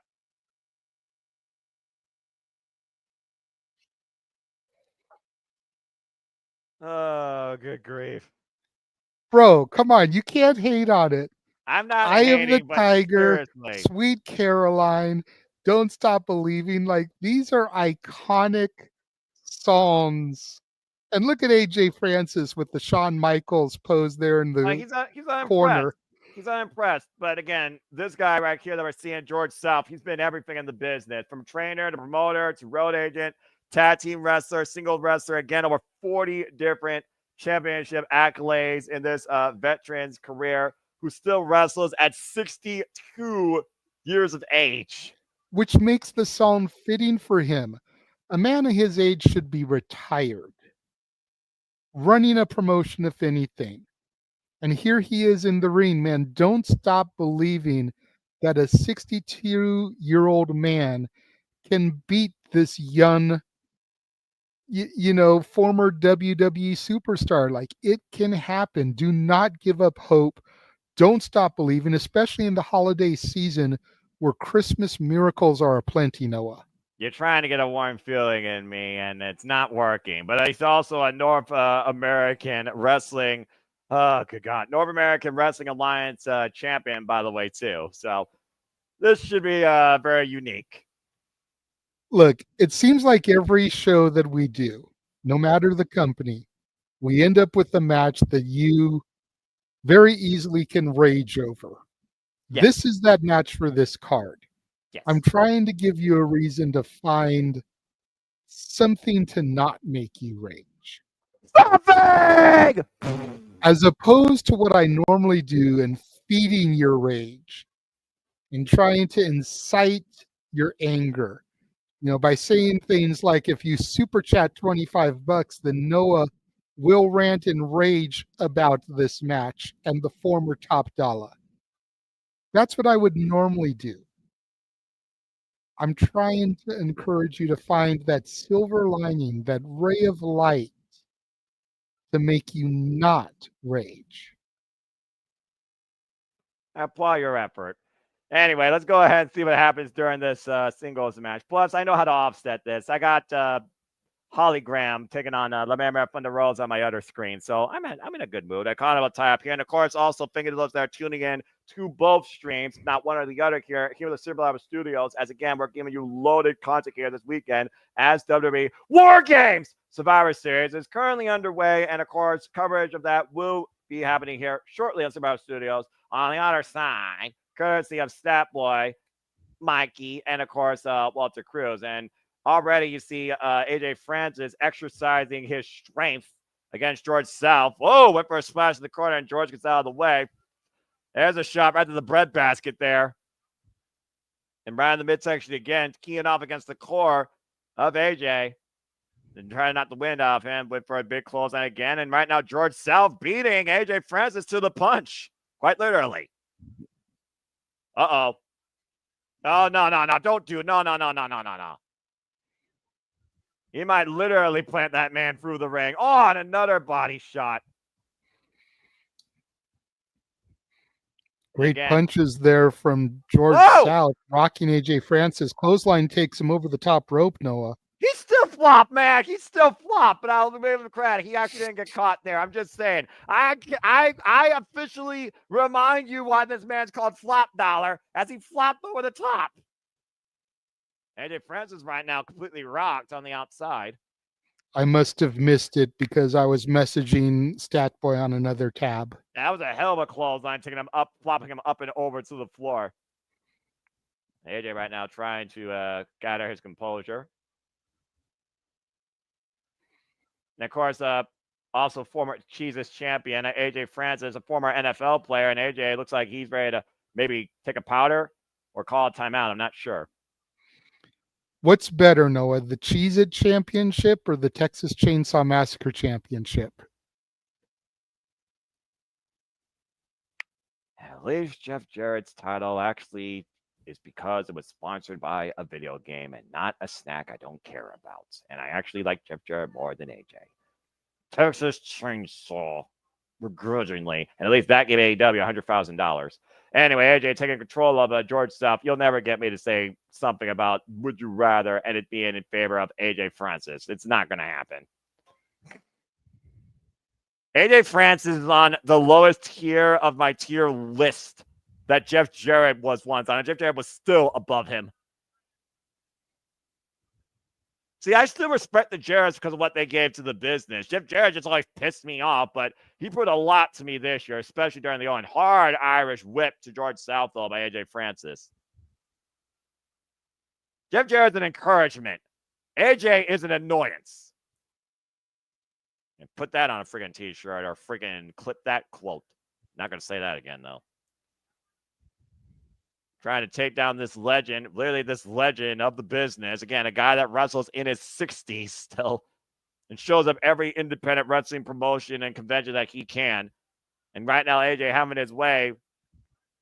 The size and power of AJ coming into play against George South here. And considering what's been happening so far, this is a nice cool down. Again, we still got Matt Cardona and Brad Adgen versus the Nemeth. Masha Slamovich, Lindsay Snow in a hardcore.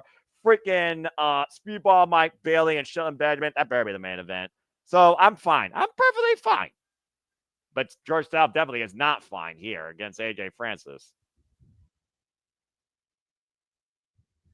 Certainly using his power, exercising his will to his advantage against George South.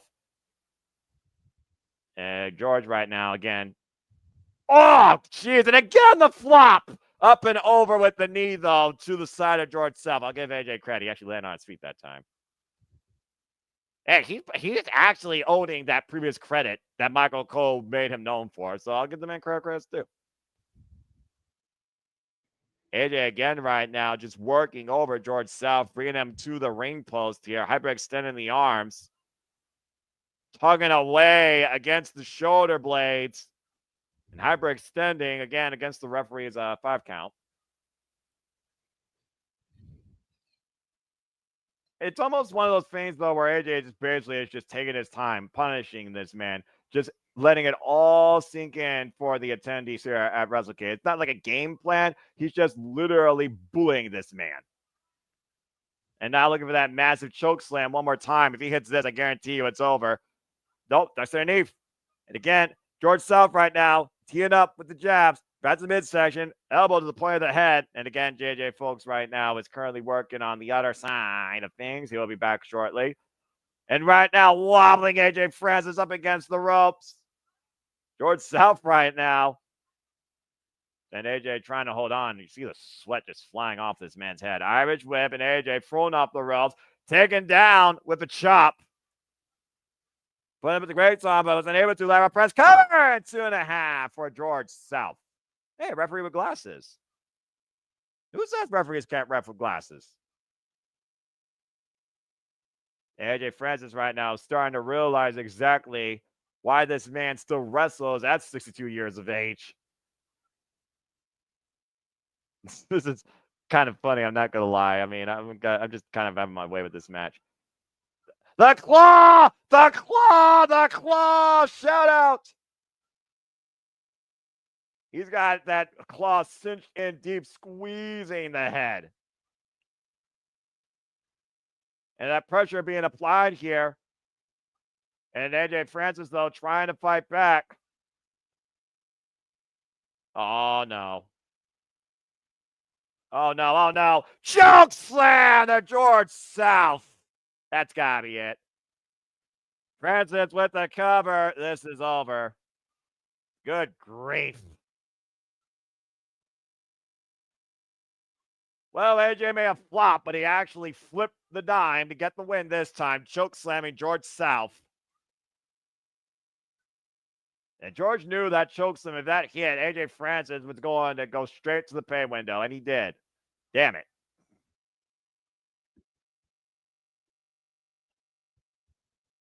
Good grief.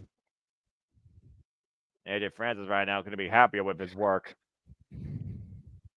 Everything all right? Well, everything. I almost called it. Everything all right, JJ? You didn't miss much. Yeah, this is just going to be a very interesting call for me right now, at least for the next little bit until Walter can join, because I'm hearing you in my headset, I'm hearing Fat Boy in my headset, and I'm hearing a little bit of the Wrestlecade show in my headset.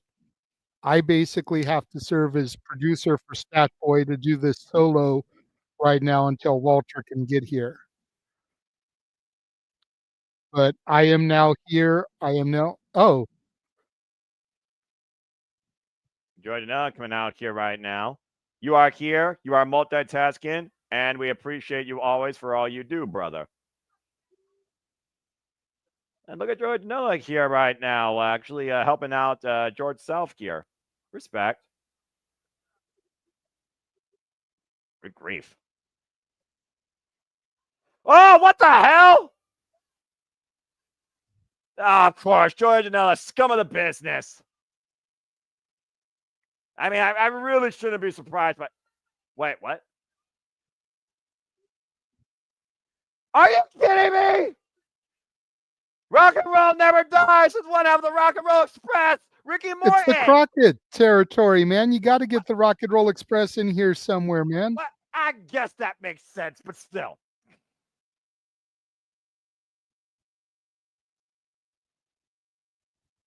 And you saw Janela and AJ Francis running from the ring. I wonder if this will potentially set up a match for next Wrestlecade. I mean, or something closer. You talked earlier about how the Brad Attitude Matt Cardona match is kind of started from last year's Wrestlecade. Yeah.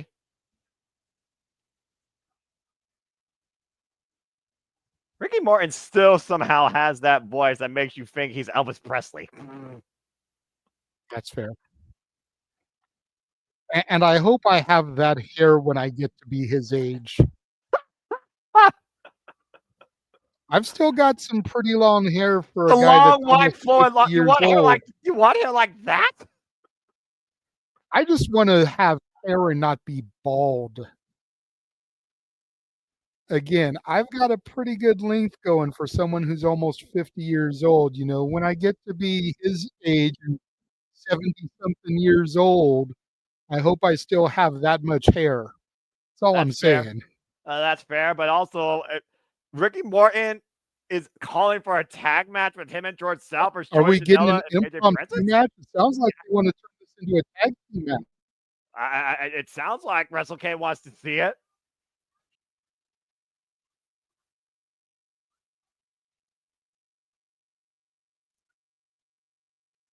Well, I mean, again, there's another stream for the day after, Wrestlecade the day after. It looks like this match has been made for that show. Exactly.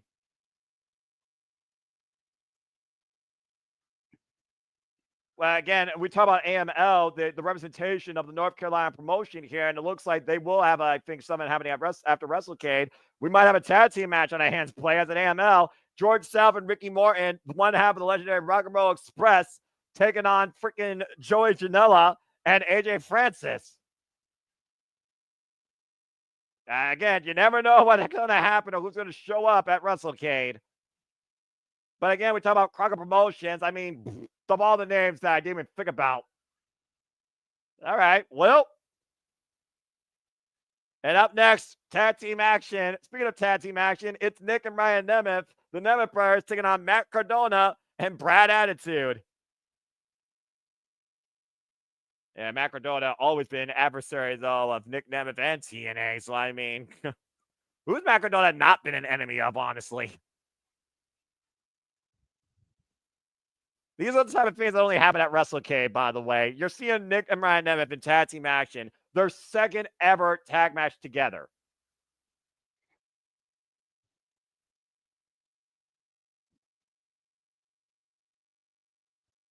This must be, yep. That's Brad Attitude.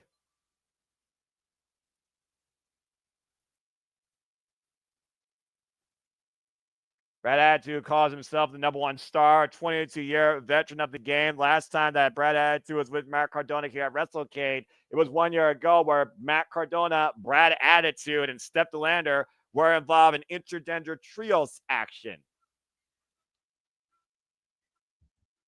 Oh, of course, he's from Las Vegas. I never would have guessed from that Titantron.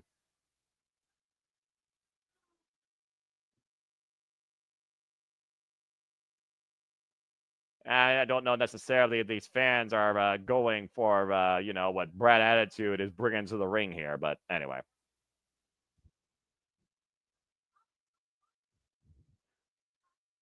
And there's everyone's favorite independent deathmatch idiot, Matt Cardona.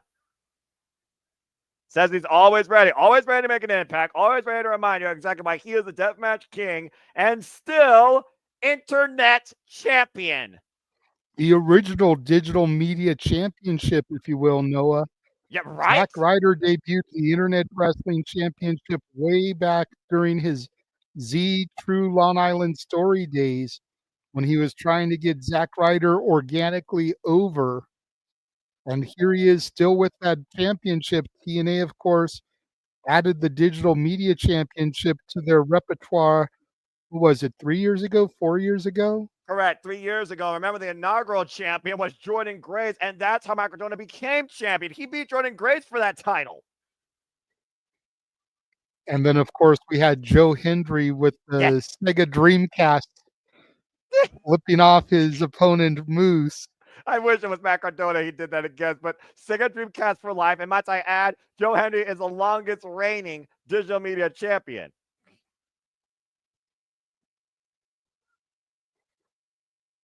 Oh my gosh. You had to bring While that they up. do their entrances, I will be right back. I've got to run to the restroom real quick. No worries. And of course, Matt Cardona has called himself Deathmatch King. He's been involved in House of Glory, DDT, ADW, of course, once challenged and was once NWA World Heavyweight Champion, believe it or not, folks, and GCW Heavyweight Champion. But here's a couple of brothers you can get behind and tag team partners as well in the current TNA World Heavyweight Champion and his brother, Nick and Ryan Nemeth. To think that these two brothers have only been in tag team action together one other time in their overall existence. And of course, Ryan Nemeth has been beefing as of late with Joe Hendry. We saw Nick Nemeth cross the line at Hard to Kill in January. First challenge for the TNA World Heavyweight Championship back in April at Rebellion. And was able to win that championship at Slammiversary, taking Frankie Kazarian into the danger zone, surviving a 6-way elimination dance, with defenses successful against Josh Alexander, Moose, Joe Hendry, and of course, most recently, literally yesterday in that building, Eddie Edwards of the System.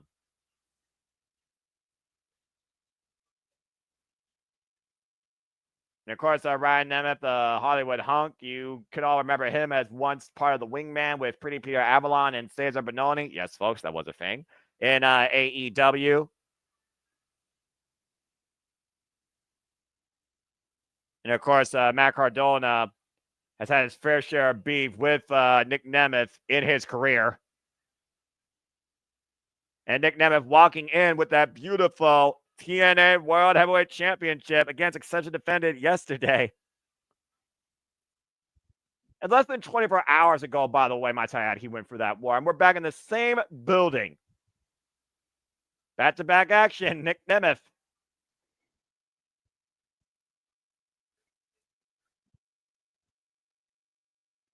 I mean, again, the Nemeth, you don't get closer associated with each other than family, but I still have to look at Brad's attitude and Matt Cardona's level of tag team history together, and it definitely outweighs the Nemeth brothers.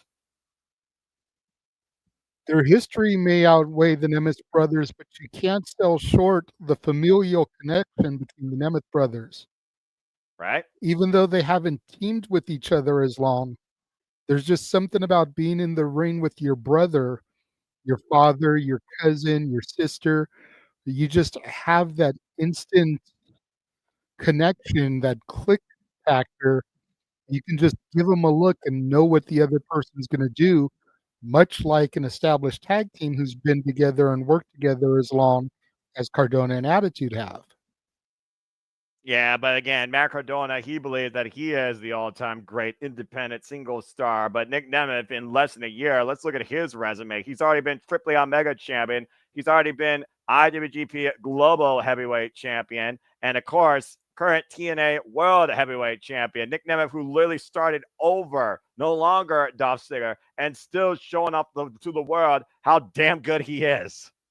Absolutely. Here to steal the show and your girlfriend. I almost broke that shirt out to wear today because I think he's the only one I actually have a shirt for, but I grabbed my OG Chris Candido shirt. That's fair. I mean, let's be honest here. Brad Attitude, Botch, and Matt Cardona, they're jealous of the Nemeth brothers despite the fact they barely have any tag team experience, but you still look at both of them, they're both still recognized more for what they are. True. I mean, plus neither one of them has a 3-second Joe Hendry video. Ryan Nemeth. He's Nick's brother. The end. The end. That is still the greatest Joe Hendry music video ever produced. Hey, he can add another chapter to it. He's Nick Nemeth's brother, and I beat him. The end. Anyway, Nick Nemeth squaring up against Matt Cardona, who, of course, is always jaw-jacking every audience he's ever been in front of, domestically and internationally. Shout out to Steph Delana, by the way. Get well soon from your neck surgery. And also, I hope you and PC are enjoying your honeymoon. I can't believe I just said that. Anyway. And Nick Nemeth a tag to Brad Attitude, and Matt Cardona wants nothing to do with Nick Nemeth. Shocking, right? Right. You want to even go face-to-face with him. You want to try and maybe put a buy-in to maybe become the TNA World Heavyweight Champion? Why not try and fight the champion? And everyone right now doing the chicken dance. Nick Nemeth strutting around the ring, showing his cocky arrogance. I'm about to say, is he strutting or clucking? Oh, good God.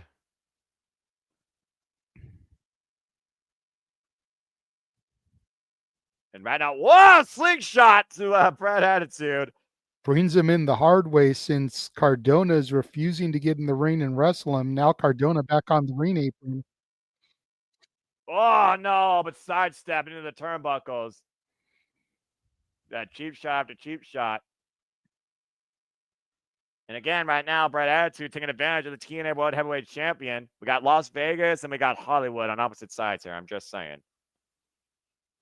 Hoisted up and two of the most egomaniacal cities in the world, Vegas and Hollywood. Right? Just saying. And again, right now, Nick Nemeth taking control of Brad Attitude's wrist here. And again, arguably Nick Nemeth is in the best shape mentally and physically of his life with this run since being, since leaving the E. And now he's called for his brother Ryan Nemeth. And of course, last time we saw Nick and Ryan Nemeth, they were challenging for the TNA Tag Team Championships. And thanks to JDC, they lost against the system. Nice double arm ring into the clothesline. Good double team here. And right now, Brad Attitude is down. And right now, we got Brad Attitude and Ryan Nemeth legal in the ring. And a throat shot there. There's a tag to Matt Cardona. And look at that. Matt Cardona, no problem coming in when Ryan Nemeth is vulnerable. Yeah, real big man. And Ryan Nemeth, though, trying to fight back here. The Irish whip. And again, this is a big opening chance for Ryan Nemeth. Nice takedown to Matt Cardona. Great takedown there. Drop kick. The height Ryan got with that drop kick, too. Great agility. Yeah, bigger than him on the point of the head, honestly. Irish reversal, Irish whip, Ryan Nemeth. Cheap shot, Brad Attitude. They pay for it, though, driven down to the floor. And Matt Cardona takes advantage with a clothesline. And a cheap shot, lariat, and Matt Cardona mounting Ryan Nemeth and just teeing off against him these shots to the head.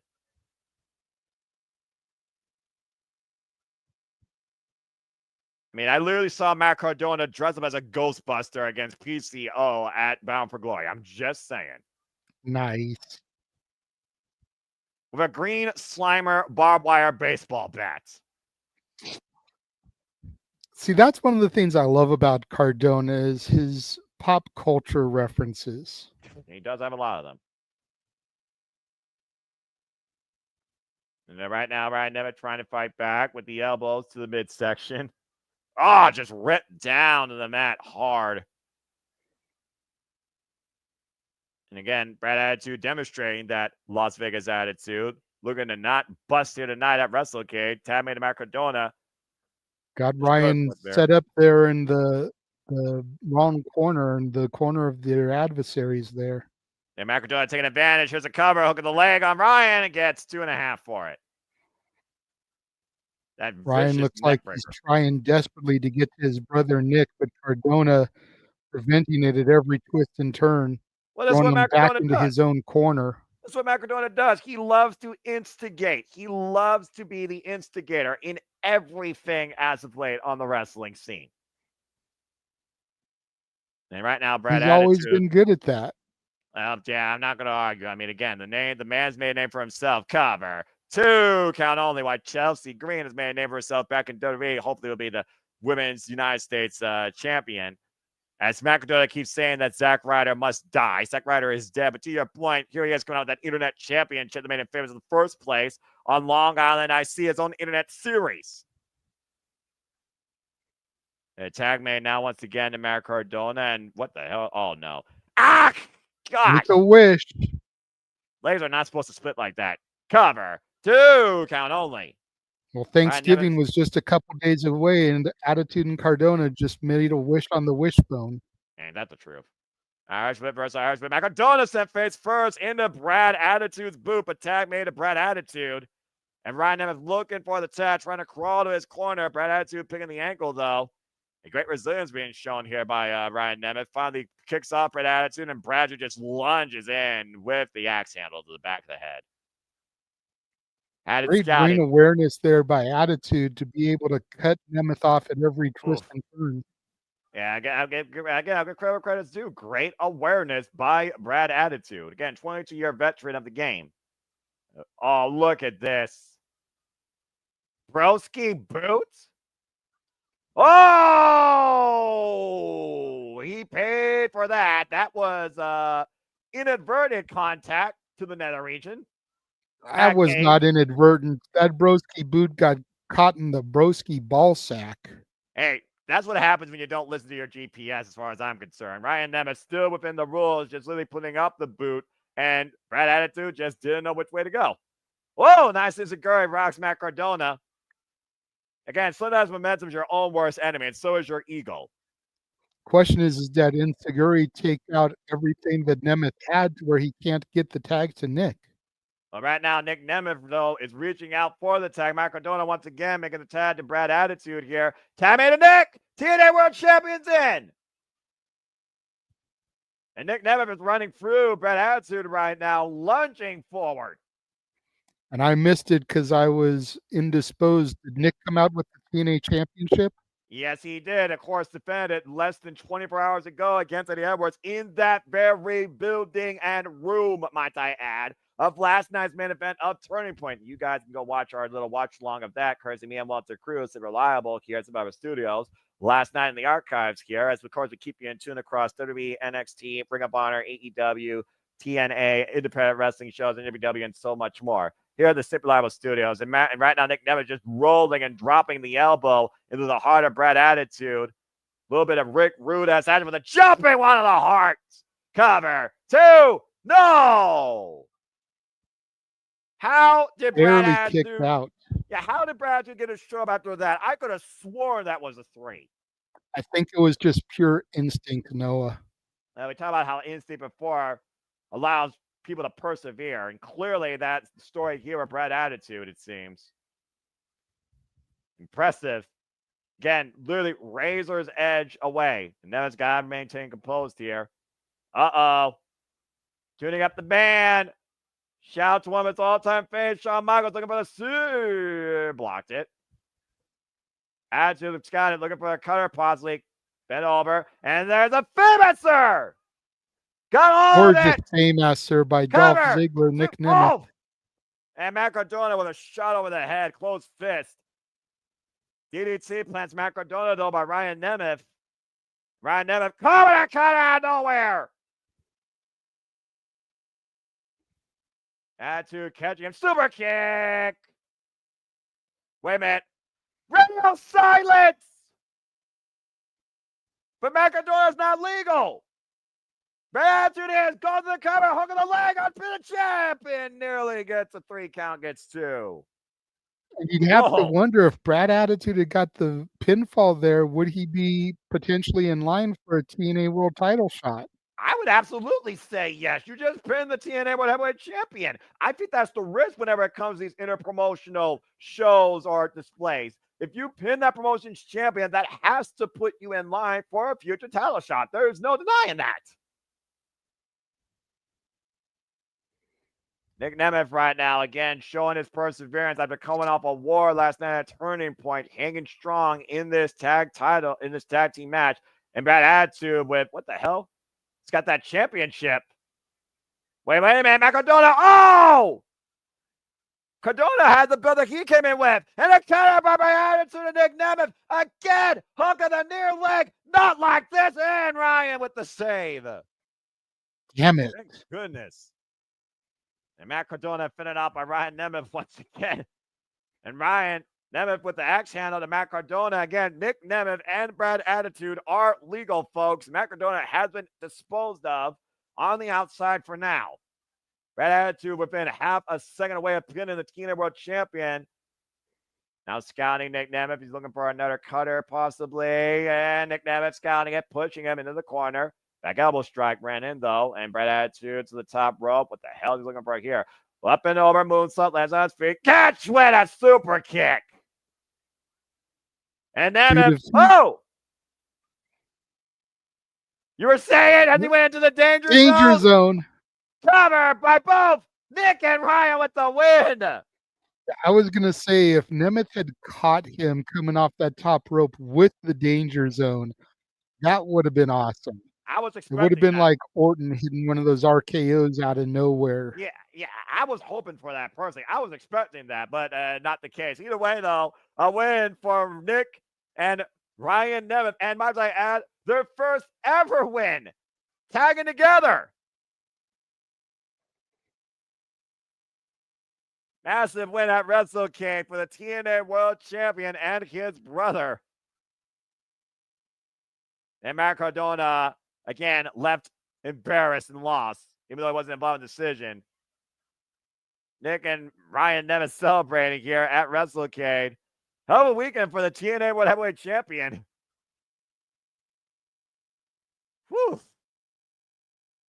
Well, just as a heads up for everybody out there that's interested, the Women's War Game match is currently underway on WWE Survivor Series. Statboy Mike doing the solo call right now until Walter Cruz can join him.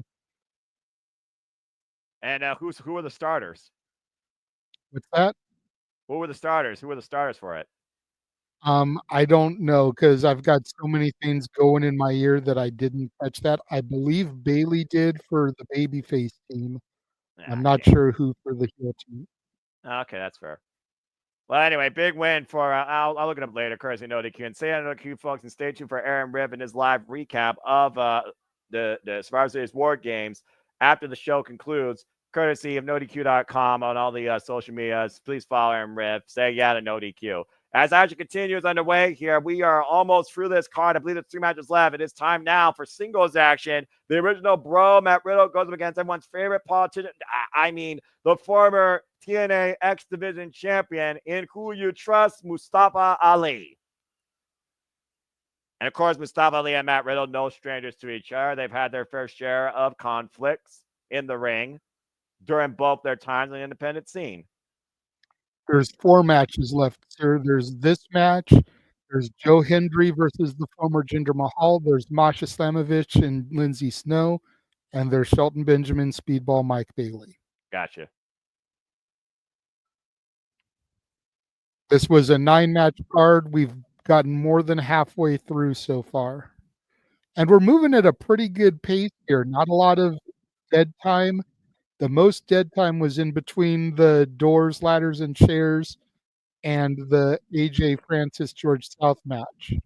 Well, in the meantime, no, excuse me, it was TNT Good Hands followed that. TNT in Good Hands, botch. But I got you. Also, to your point, the original bro, of course, who crossed the line last night for the first time ever in TNA, shot the world on that, tagging alongside Kushida and damn, who was the other person? Oh, yeah, Zachary Wentz. Yep, game trio Safford. But of course, they lost to the Hardys and Ace Austin. But again, Noah, the $1 million question, because TNA hasn't announced anything yet, was it a one-off appearance for Matt Riddle because of the Wrestlecade weekend and they were able to get him because he was already there? Or has he officially signed with TNA and crossed the line? I mean, again, to your point, suspension up in the air as far as that disbelief goes. Matt Riddle, who's been heavily involved as of late in Major League Wrestling, MLW. Personally, I think I'd rather him be in TNA than go to AEW, but that's just personal bias. I think he'd thrive in the X division, whereas AEW, he'd get lost in the shuffle. And you want to talk about thriving in the X division, Mustafa Ali and what he did this past year and a half is nothing short than spectacular. I mean, an He went from 8-month the long. failed leader of Retribution to trying to reinvent himself in WWE to the point where he went down to my NXT, was doing a solid job at rebuilding himself, had his contract expire, went to TNA, became X Division champion, and dominated the X Division until he left TNA earlier this year. Well, to your point, he also was on an undefeated worldwide campaign, begging somebody to actually make him doubt himself. Not just undefeated in TNA, undefeated in NJPW, undefeated anywhere he went, prestige wrestling, you name it. Mustafa Ali fed an undefeated campaign for over 250 days before losing finally to Speedball Mike Bailey at Slammiversary, where he lost the X Division Championship. And these two men have not met one-on-one since WWE back in 2021. Seeing the Mustafa Ali that Matt Riddle is going to be competing against is a completely different Mustafa Ali than the guy he fought in WWE.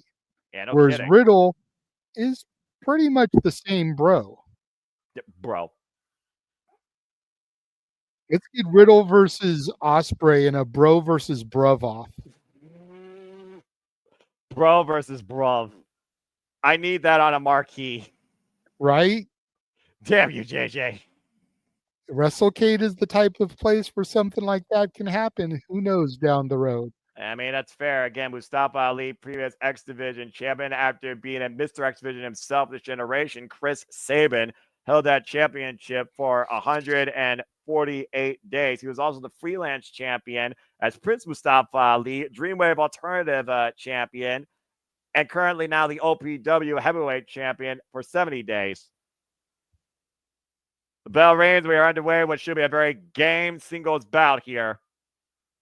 And of course, Matt Riddle, we all know him for his time in WWE. Of course, former WWE United States champion, NXT Tag Team champion with Pete Dunne as the Bruiserweights. He currently knows the AAA World Cruiserweight champion and BRCW Tag Team champion with Stallion Rogers. How fitting, this white stallion. The side headlock, also a former NWA World Television champion, beating the ace himself, Hiroshi Tanahashi, only to lose it is Zack Sabre Jr. The front face lock right now being applied, and the head scissors holding. Matt Riddle able to escape. Whoa! Went for a big kick. Of course, Matt Riddle has an MMA background. Roll up. Gets a 2 count. Does Mustafa Ali, who slips to the outside to regroup.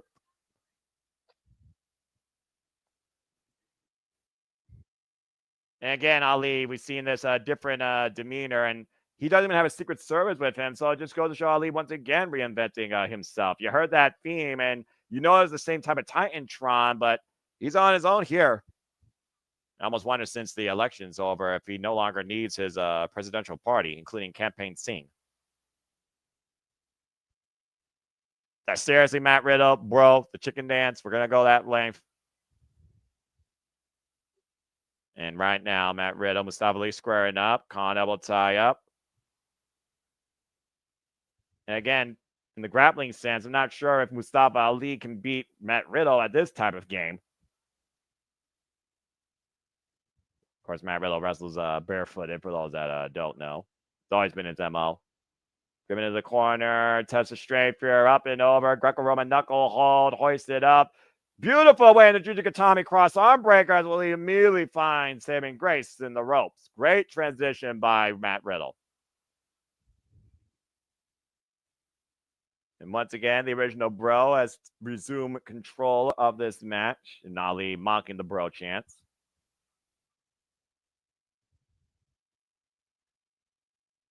And again, Ali has to be aware of that submissions background, the danger that Matt Riddle imposes with that grappling game.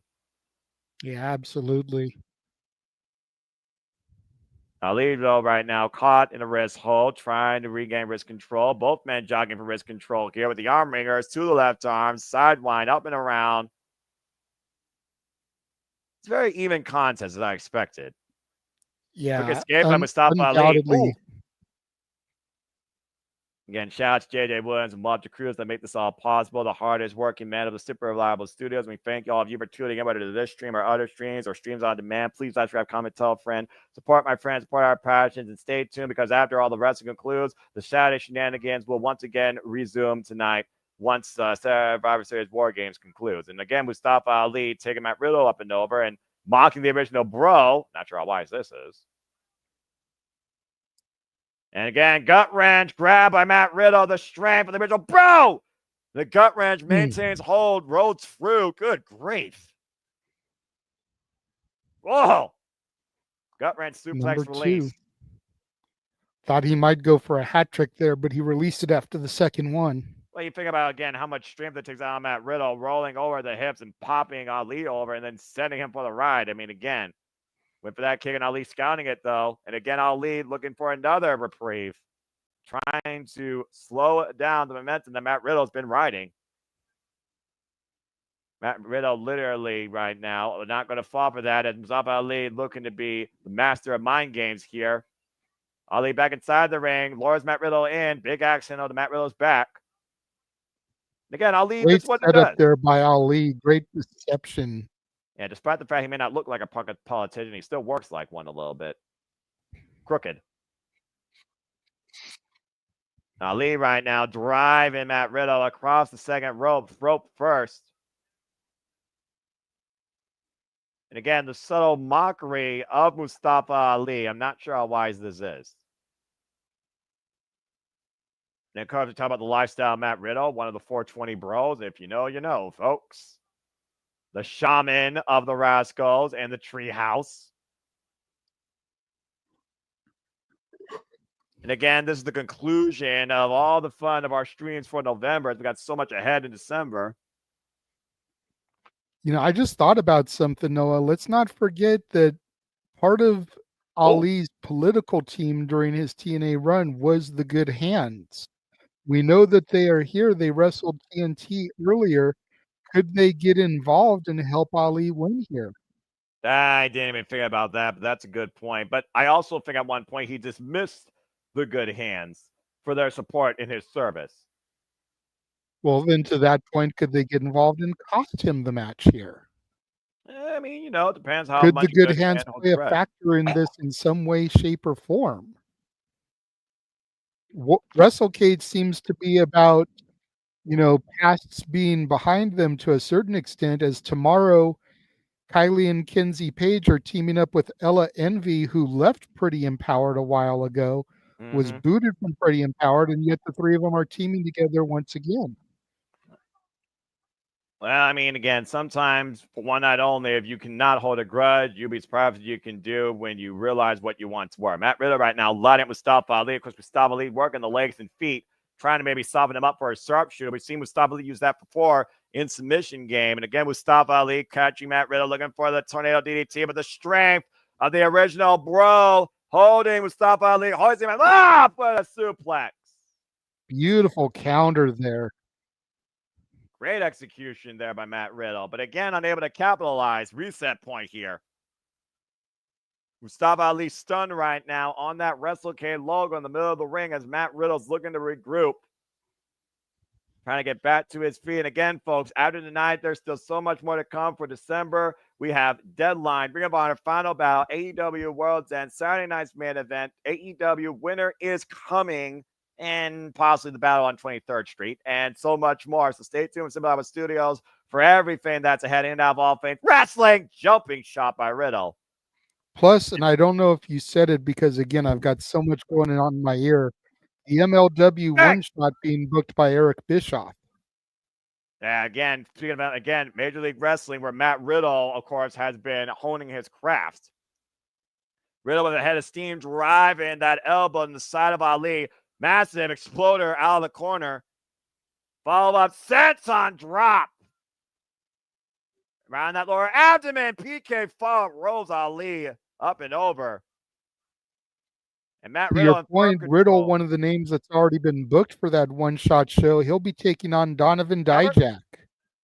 Then nearly got with the deadlift German suplex. And soon, of course, Dijak will once again make us feast our eyes on what he's capable of. And right now, I'm with Riddle trying to figure out what he needs to do to put down Mustafa Ali, what maybe only a handful of men have been able to do this year. Ali not moving, though, and Matt Riddle might be looking for the floating bro.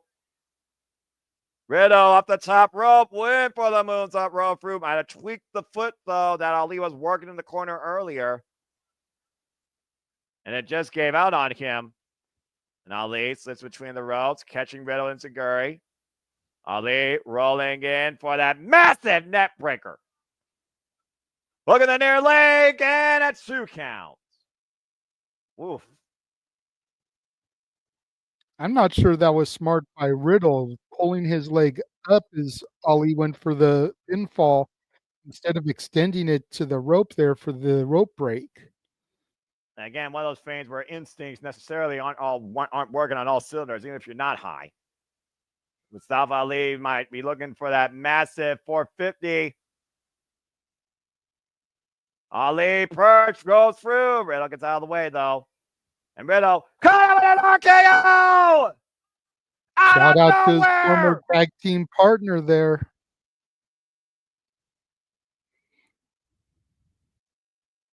And Riddle unable to capitalize as Ali finds his way to the rope and goes to the outside of the ring. Great veteran instincts by Mustafa Ali there. Gotta give the devil his due, Noah. Again, right now, Ali once again causing a reset, looking to regroup here for the moment. And Riddle to the outside with Mustafa Ali. Sends Ali back inside the ring. Riddle once again, though, staying on Ali, hoisting up Ali. And what is this? Uh-oh. Oh, no, not this. Bro, wait, counter, roll up by Ali, cover 2. Ooh. Riddle looking for that big kick. Gets the midsection by Ali. Up kick, Ali having this guy. Oh, the massive high kick to the temple by Riddle. Went for another kick. Ali skying at the rolling kick, catching Riddle, dropping him to his knees. That was great. What? God, what a clothesline! Took Ali's head off. And Riddle coiled up, to your point, JJ, like a viper. Looking for another. Nope. Ali scouting it. Oh, what the ref? What a dreaded low blow. Oh, come on. Not like this. And Ali steals it.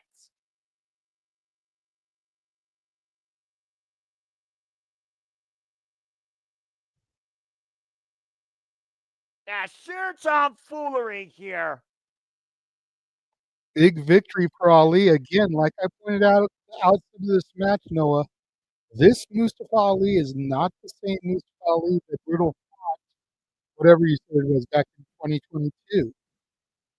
Ali has evolved his game and his character since then and has become a legitimate competitor and a legitimate champion. I think Riddle may have taken Ali too softly, and Ali, granted by dubious means, was able to pull it out and steal one from the original bro. It just tells me Mustafa Ali couldn't find a way to beat the original bro. Dubious and desperate means, but Mustafa Ali steals one. Literally stole it. Hey. Roll up. Oh, wait a minute. He's not done. What the hell's he doing? Whoop. Wait for a shot. RKO! Out of nowhere once again. That's some good revenge by the original bro, and I don't blame him. The ultimate bro with one last emphatic RKO drops Ali for the KO. I'm not going to lie. When he jumped onto the rope there, I thought he was going to do Orton's pose as a little shout out to him. Desperate times call for desperate measures, Noah, and I don't know how many times I have to say it. I don't remember if it was Jesse Ventura or Bobby the Brain Heenan. Win if you can, lose if you must, but always cheat. Now, Lee, right now, late great Eddie Guerrero lived off of the coda, lie, cheat, and steal. Doesn't mean I have to like it, JJ. And I'm going to freaking retort about it any way I can because I'm not going to be one of those guys like, oh, that's a principle rule. The bottom line, if you can't win, you can't win. You're not worthy enough. Anyway, Mustafa Ali literally fighting on his feet, dropped the original bro. While he still got the win, the original bro still got the RKO in the end. Well, again, as this Wrestlecade weekend continues and this weekend of all the content continues here for the Simple Arbor Studios, thank you all for tuning in. Shout out to Stat Boy Mike, who, of course, holding it down with Survivor Series War Games. Yep, I just heard in my headset the Women's War Games match is over. Team Rhea won with a riptide through a table onto Liv Morgan. Told you.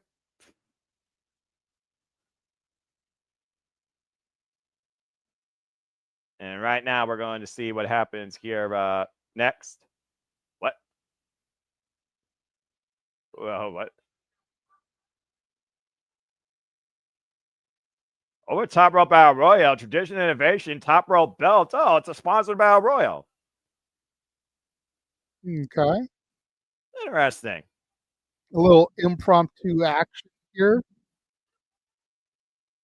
A lot of independent wrestlers will be involved in this. Suga King.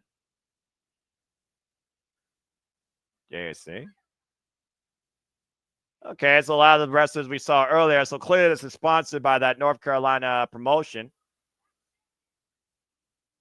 Oh, got Under gender, we got a couple of women coming in too. All right. James Ellsworth! What? Oh, good Lord. This no neck freaking. I'm fine. I'm fine. I'm fine. I'm fine. A lot of independent wrestling.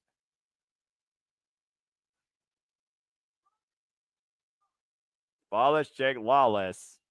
Hey, Red Titus. Did he just say ODB? Oh, good Lord, ODB's in this thing. Oh, no. Oh, no. Okay. Bam! God. I hope she throws James Ellis over to the second row. Well, this should be interesting. Again, over the top rope battle royal. You are eliminated when you're thrown over the top rope and both feet hit the floor. Oh, wait a minute. Shane Taylor Promotions. STP in the building. Man, STP has been scouting everybody. Shane Taylor, who recently... You've got to be freaking kidding me. Keith Slater. Well, JJ, he's got kids. So Heath Slater and the former Jinder Mahal are both on this card.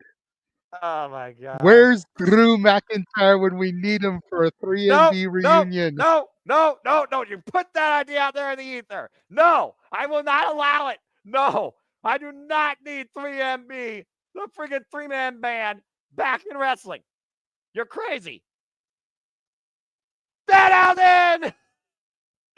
Mr. Independent Wrestling himself. Very nice, very evil. Yes, Danhausen, inside the Wrestlecade, going to put a curse on everybody in this battle royal. Freaking Danhausen makes his way. Very nice, very evil. Yes, very nice, very evil. It may curse if you think otherwise. When I saw this man show up in AEW, I lost my shit. That was so damn funny. Oh my gosh, this battle royale is full of all of the anomalies. I got ODB, Danhausen, James Ellsworth, Keith Slater, Shane Taylor, Rhett Titus. What the hell?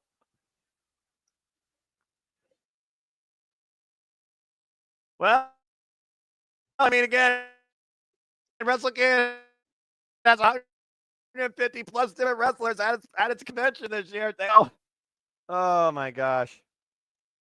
I think Danhausen was the last participant to enter. So I think we have our...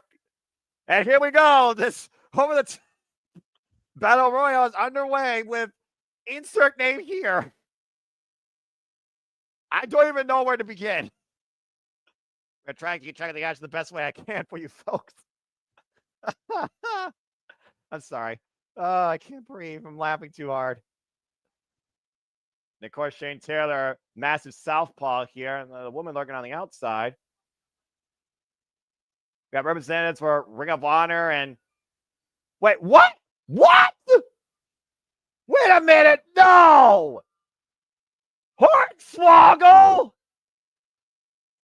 Wait, he can't even reach the top rope. This is unfair. What the hell is Hornswoggle doing here? God damn it. JJ!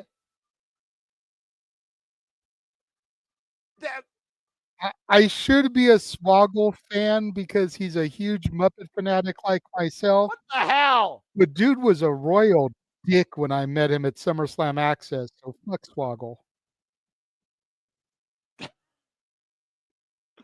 And Hornswoggle is being confronted by Danhausen. This is a mismatch to say the least. And I'm not talking about just height. Anybody that isn't vertically challenged is a mismatch. I want to see Danhausen curse him.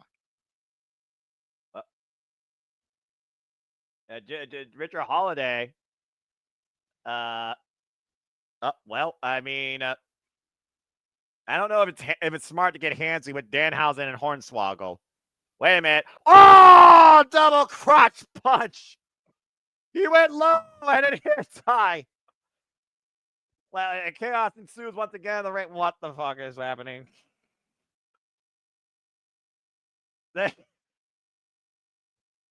I think someone's already been eliminated, but I have no idea who. I think there's like 20 people in this ring. Oh, there's the second one. I think Richard Holiday was the first eliminated after the double crotch punch, the most dangerous move in wrestling, according to Danhausen. And yes, folks, that is a Danhausen quote. We got ODB. What the fuck am I doing calling ODB in a battle royale that's intergender? Trying to throw out James Ellsworth. My life is weird. And Danhausen right now squaring up against Shane Taylor. That's a Ring of Honor rivalry new. That doesn't go well for Danhausen. Damn, Richard Holiday still grabbing his area. And Hornswoggle is a... How mad would you be, JJ, if Hornswoggle wins this, considering he's not even high enough to go over the top rope? I don't know. Like, you got to figure that somebody can just pick him up and chuck him over the rope. I would think. And ODB, of course, one half of the Knockout Tag Team Champions with Eric Young, who was in the Turkey Bowl match last night. And ODB just eliminated something else. You know what? Eric Young's one thing, but at least ODB is a woman. Elimination after elimination. We're getting all the weird ones out of here, and I put weird in quotations. That guy looks like a poor Ziggy Dice. And we're clearing house here, and I have no idea right now. ODB right now with, I think, the only other woman in this match. There's a bunch of fists flying everywhere. Even the smallest fist, and I mean that quite literally. Danhausen right now with, where's Red Titus? I don't even see Red Titus here. And we might have another elimination here from the local territories. Whoop! Silver Fox hits the floor. And ODB's eliminated!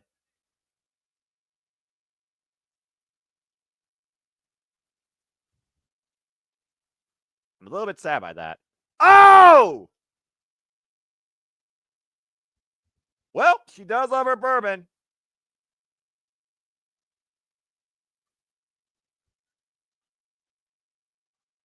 Yep, there goes that young lady. She goes down hard after the bourbon spit to the face, spit miss. Eliminations left and right, getting down to the nitty-gritty, and the recognized names here, JJ, if that means anything. And we got some fighting on the outside here. Oh, I think that ref just took a boot to the head. Up, see you, Blair. I think she's in action tomorrow. I have no idea. What's her name? Blair something, I think. Not Blair Phoenix. I don't Blair Phoenix. recall the name being in on something, but she could be in one of the multi-person matches. There's like a 7-woman elimination match. There's a 14 tag team match. She could be in one of those. Yeah, look, if Wrestlecade Supershow tells us anything, JJ, expect more than what's actually announced. That's fair. I mean, we've seen Angelina Love and ODB as part of this show. Who's to say they won't add them in a match to the Ladies Night Out tomorrow? We got Shane Taylor, Danhausen, and Hornswoggle. Yes, Hornswoggle. And he's still involved in this battle royal. Looks like Red Titus was eliminated earlier. Again, Shane Taylor and Danhausen, EW Superstars, part of the show here. Notice Shane Taylor, by the way, protecting his boy O'Shea. That's Shane Taylor Promotions, by the way. So Shane Taylor Promotions has a one-up in this so far. And Danhausen and Hornswoggle. Wait a minute. Cursed! Hornswoggle's cursed! Wait a minute. Richard Holiday, he was eliminated earlier. What the hell is he doing back here? And he just eliminated Danhausen. What the hell?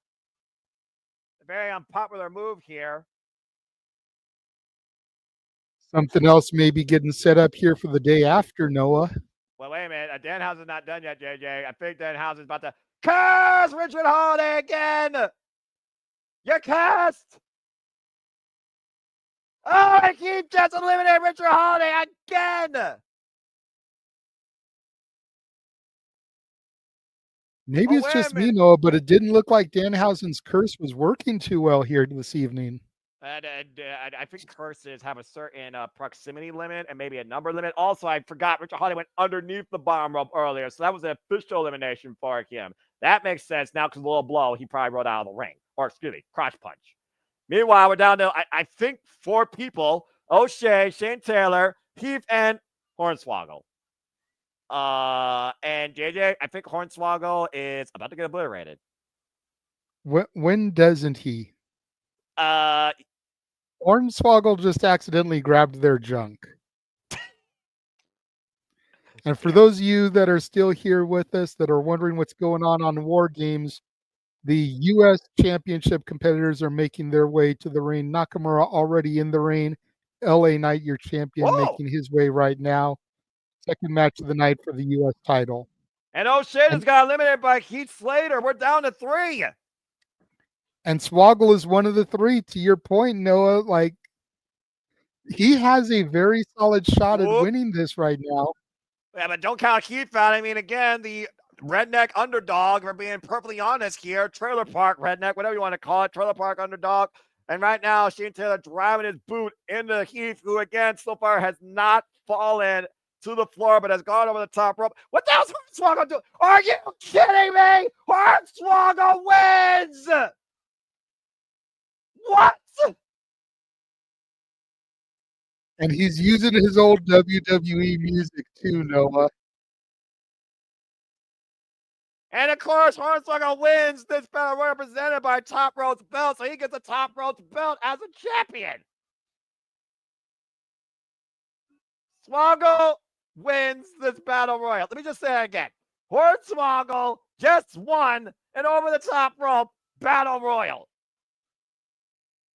Well, now I've seen everything. I don't know what to think about this, Noah. I got nothing to say.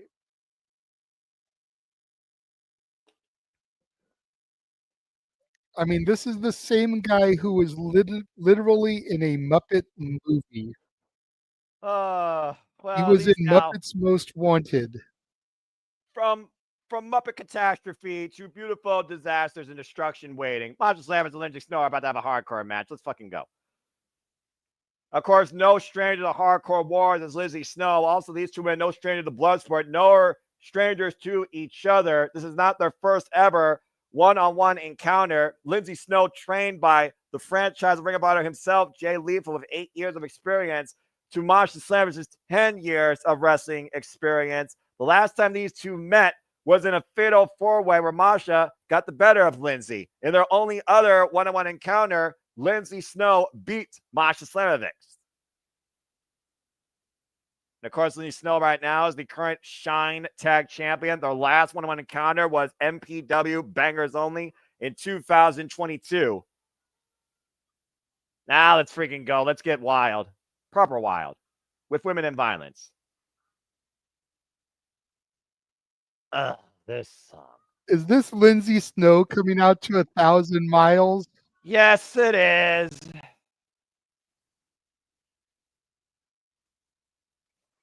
And she came with a weapon in hand and a spike in her mouth. That's all that she can. The last time Lindsay Snow and Masha Slamovich were in the ring together was the Clusterfuck Battle Royale of 2024, presented by GCW. A very unique individual. And by the way, those are piercing needles in her mouth. And she might be looking to pierce the TNA Knockouts World Champion. If you're squeamish, you've been warned in advance. Lindsay Snow also been heavily out of the Florida area in championship Florida wrestling as well. And of course, you've also seen her in Bloodsport against the likes of Marina Shafir.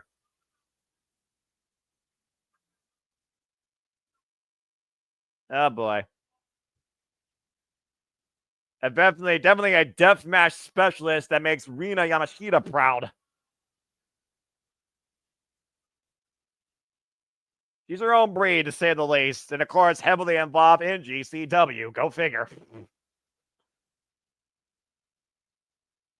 And here comes her opponent.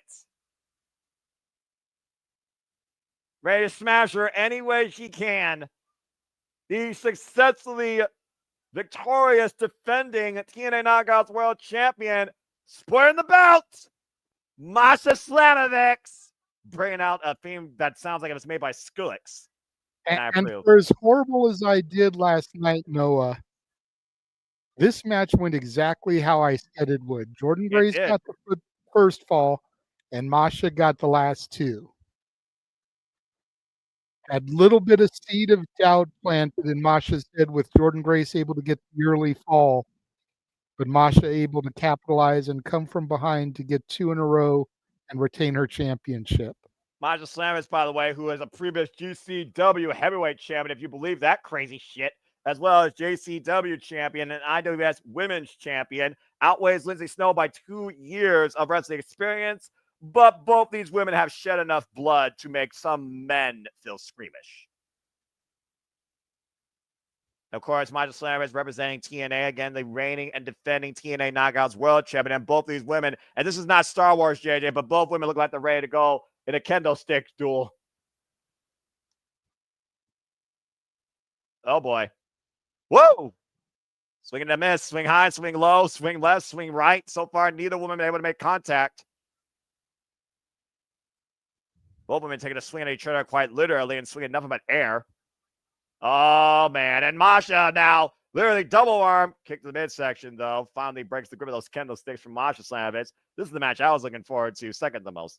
And Masha and Lindsay Snow teeing off as somebody that's seen plenty of their death matches with women involved. And I think I like the women death matches more than the men's. And does that make me masochist? Probably. Oh, and Pause strikes, spinning Soulbot, bends Lindsay Snow over, pushes her off into the ropes. I wouldn't mind seeing Rina Yamashita, though. Souls up, blocks the kick, blocks the kick again. Oh! Nice as a Guri takes Masha down. Again, the only women's match tonight here at the Wrestlecade Super Show. 2 years of experience being the only difference of these two death match bitches. Kick to the side of the head, and I mean that in the nicest way. Wow, God, a clothesline. And so far, it's stayed pretty tame. And again, folks, this is a hardcore match, so anything goes. Lindsay Snow taking a moment to regroup here, maybe looking for more plunder. And you see those piercing needles. Oh, Lord. In the corner. Masha right now looking to take flight and unaware of that Masha. Oh, man! Lindsay Snow with a trash can lid to the head of a full throttle Masha Slamovich. Now punishing the current TNA Knockouts World Champion. Again, incredible. One of my top 3 women's matches this year. 2 out of 3 falls bout with the Juggernaut Jordan Grace last night. That turning point, folks. You get a chance to watch it. course, Masha won the TNA Knockouts World Championship Bound for Glory, which is why she's wearing that shirt. Took 2 years, though, of that rivalry for Masha to finally win the gold in TNA Wrestling. And Masha and Lindsay Snow, dangerous territory here. Violent thoughts in the apron. Oh, jeez. Cracking Masha over the head, banging on a trash can lid. Oh, boy. Russian Dynamite in a world of trouble here with this blizzard. Trying to lower your center of gravity, drop your knee, prevent the attempted suplex here. And oh, God! Snow able to reverse pressure and drop Masha face first on the apron. And Masha rolling towards the inside of the ring. Only way this match ends via pinfall submission inside the ring, by the way, folks. Still to come tonight, of course, is Speedball Mike Billy versus Shelton Benjamin. And I believe that's all that's left. Look for more plunder. Now we got Hendry versus Dehsi and Mahal. Speedball and Shelton. I can't believe that Jinder Mahal is going to actually be a semi-main event. Then looking for more. Is that another door? It is another door. Please Noah, don't sell Jinder short. He could be the main event. They could be giving Joe Hendry the main event here tonight. That's fair, actually. Joe Hendry deserves it. That's fair. Anyway, Lindsay Snow right now bringing another trash can in the ring, and I think there was a cookie tray in that one, amongst other stuff. Now, granted, it's very early in the match, Noah, but I feel like so far this has been a little bit lackluster as opposed to what we saw earlier in the evening. Yeah, right. Maybe this match shouldn't have been so late in the card considering what we saw in the doors, ladders, and chairs match. Yeah, with all due respect, I don't think these two women are going to get that extreme. But then again, this is Masha Slamovich we are talking about. So I don't know. But also, she has the prestige versus everybody else in that six-way, being the TNA Knockouts World Champion. So there's that representation. And again, only women's match on this card. So maybe they wanted to get in this spot. Nasty suplex on that cookie tray. Although we did, of course, have a few women in that impromptu battle royal that Hornswoggle just won. Cover in a 2 count. Not enough. Again, JJ, there's still a lot of plunder these two women haven't used yet, including the... Oh, no. What is that? Is that a cheese grater? That's a cheese grater. Oh, no. Masha! Lindsay Snow looking to turn Masha's face into Swiss cheese. Yeah, Masha right now, thankfully taking that away from her. Nice high kick to the side of the head. Whoa. Spinning back heel get missed. Oh, man, a big right. Watch Masha to her knees. Both these women again so violent with an MMA background. Now Masha now hooking up Lindsay. That's a suplex. And that was like a front half of a cheese grater. But that wasn't even a whole cheese grater. What the hell was that thing? Cover by Masha. Gets a 2 count. I don't think I've ever seen anything like that before, JJ. Yeah, me neither. Oh. And again, Masha just keeps on trying to smash you until you don't move. We saw what she did to Jordan Grace last night at Turning Point. Relentless assault. And whatever you can get your hands on here is free will. It's free range. It's all within the rules. Because there are no damn rules in a hardcore match. Ooh. Snow right now with free of offense. Combination kicks and punches. Drops Masha with a big right hook cover. 2 count only. And again, we talked about earlier, JJ, this is the TNA Knockouts World Champion. If Lindsay Snow pins Masha, you can bet you'll see Lindsay Snow again in the Impact Zone. Now she's got that kendo stick. Of course, Masha and I even figured about the fact that Rosemary was lurking last night at Turning Point. Clearly wants what Masha has. Saw what Masha and Jordan Grace did to each other last night. It seemed like she got a slight pleasure or smile out of it. Up and down with the Miss No Good Driver. Gets a 2 count.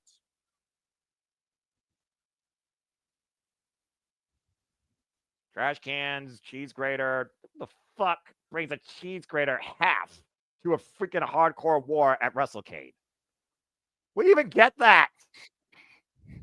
Like, seriously, where do you even get that? Nobody sells that at a merch stand. Dollar Tree? Dollar Tree doesn't sell instruments of facial destruction. They sell cheese graters. Not like that.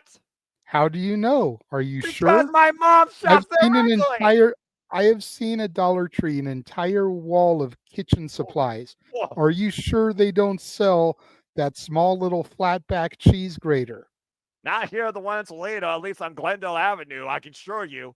And both women, oh my God, swung and hit with those kendo sticks, exploding them across each other's arms. Damn. I think both women hit a home run there. Both women are down right now. The wood and the splinters in both women's arms here. And Masha's still sewing the wounds of battle from last night. And again, you talk about Masha being one of the hardest workers, if not the hardest worker at Wrestlecade, considering she's in action tomorrow at Ladies Night Out. And so is Lindsay Snow, for that matter, though. She just didn't have a match at Turning Point last night. Lindsay Snow is going to be going up against Hollywood Haley J, who's really been making a name for herself this past year.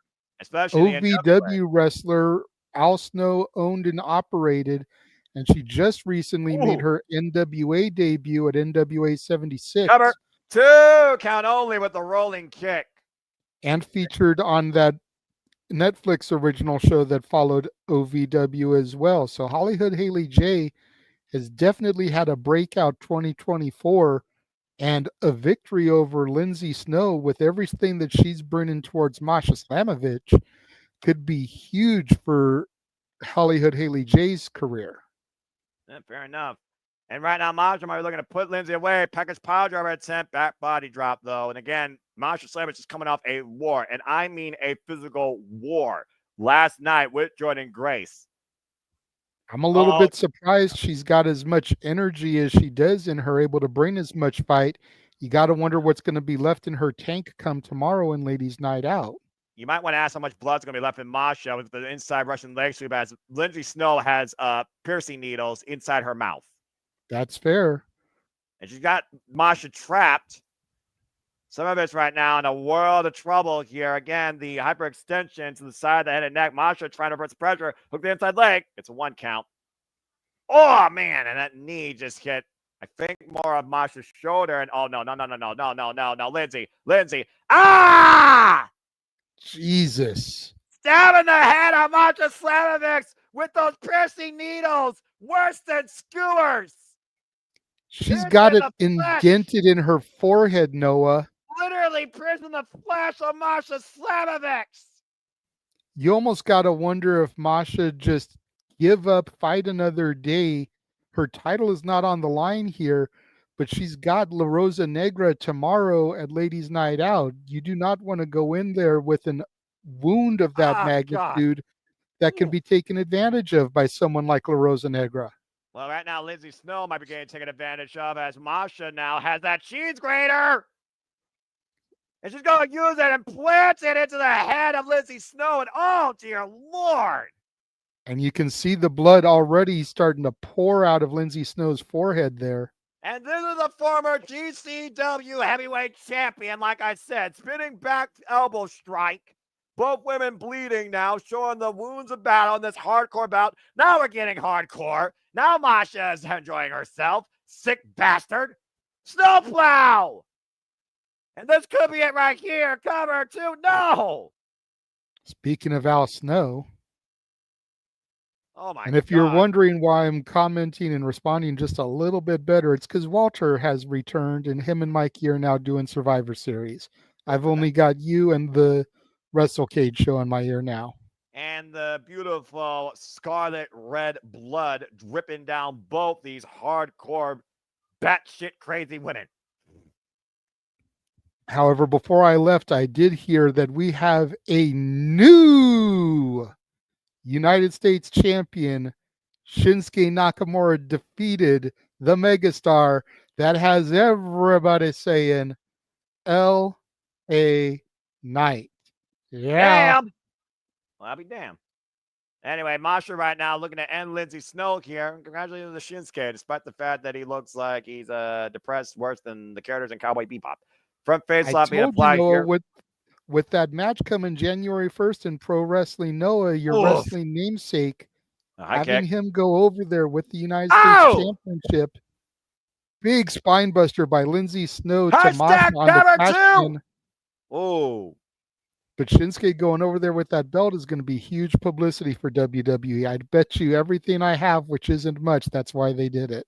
yeah, we'll see if you're right. I still find it highly unlikely in all likelihood, but we'll see. Anyway, Lindsay Snow right now with a massive spine bust, the Masha concaving that freaking trash can, high stack, it's a near fall. And what the hell else are these two violent bitches about to do to each other?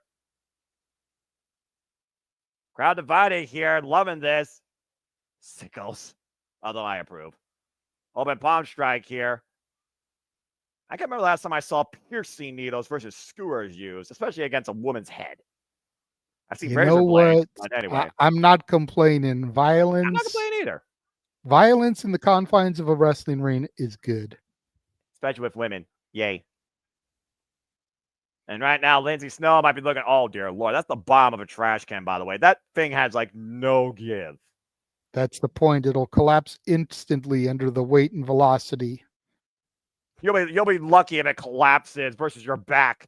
If one of these two women have their way out of the corner, it's Lindsay Snow right now, up to the top, rope of Masha, a massive power bomb on the trash can base.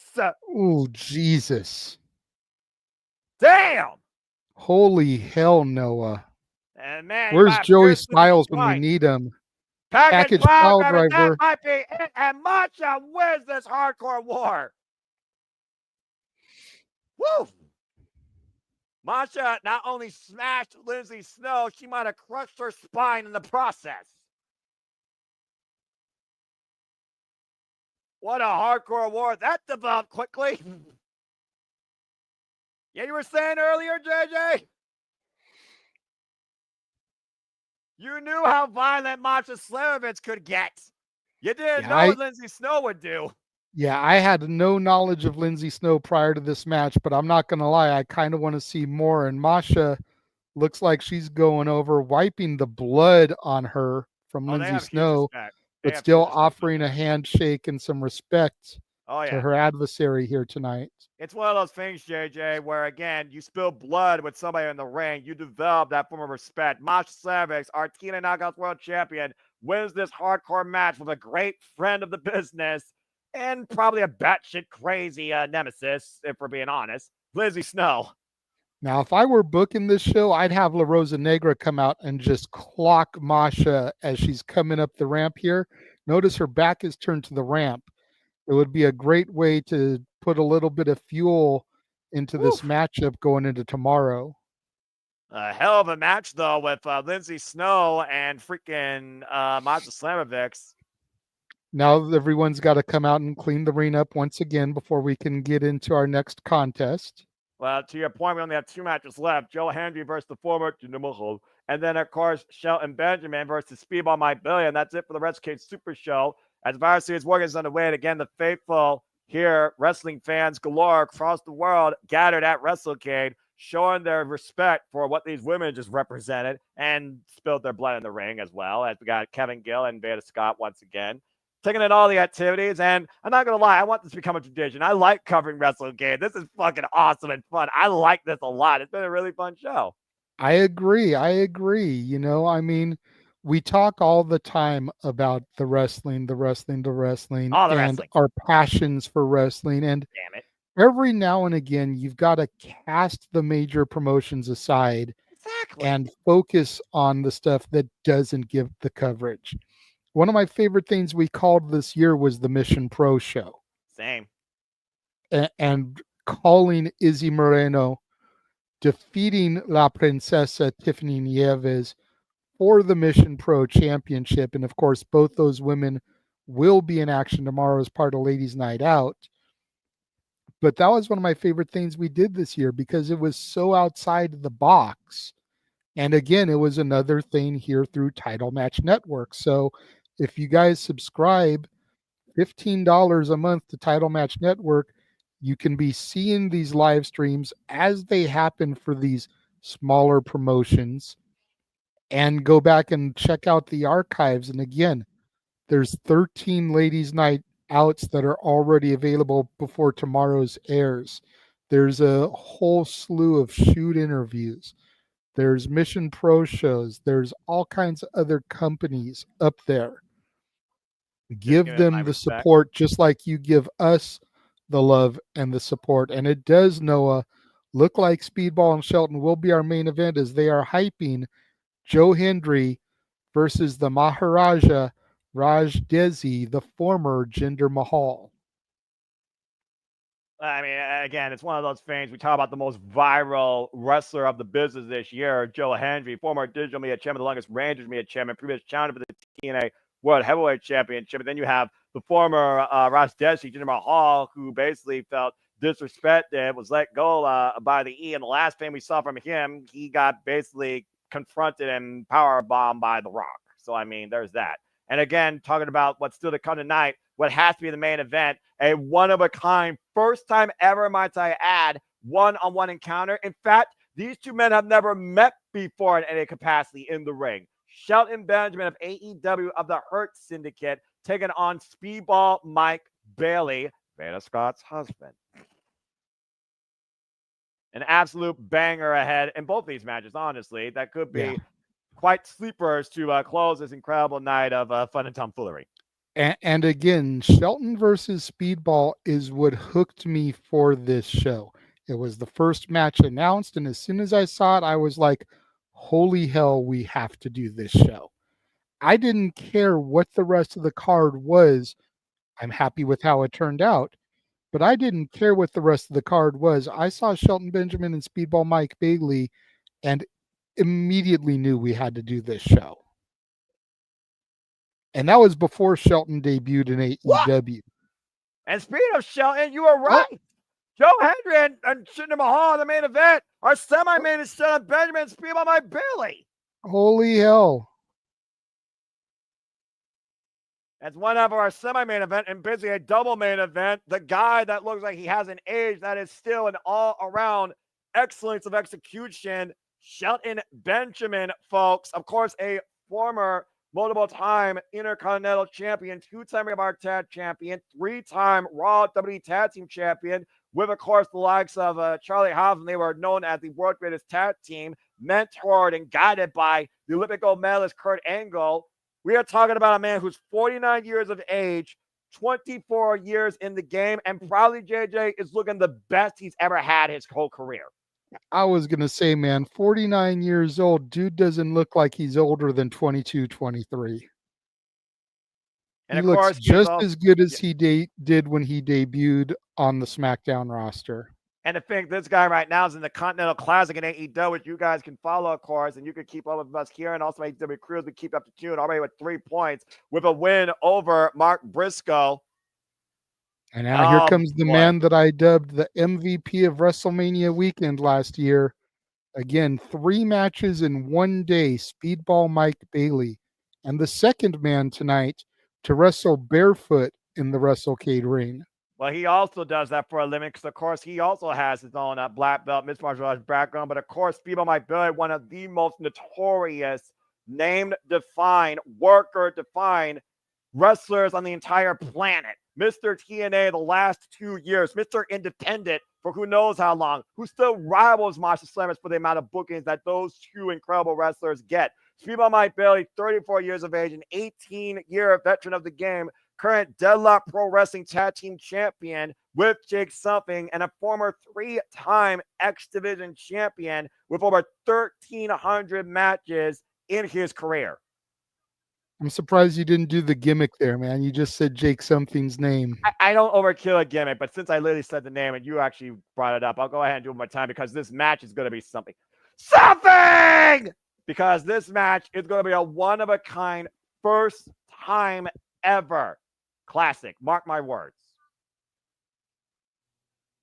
This is the reason why this show is called the Wrestlecade Supershow. You got 2 of the most premier athletes in wrestling duking it out for the first time ever.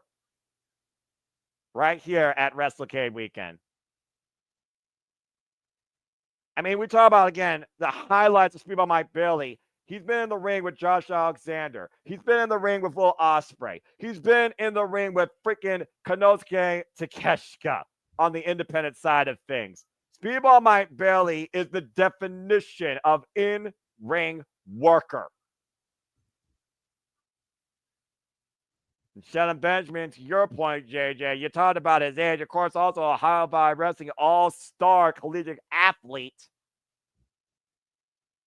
You love to hear this crowd. This crowd is ready for this, and so am I, man. Let's fucking go. This was the match I was looking forward to the most this weekend after Turning Point concluded.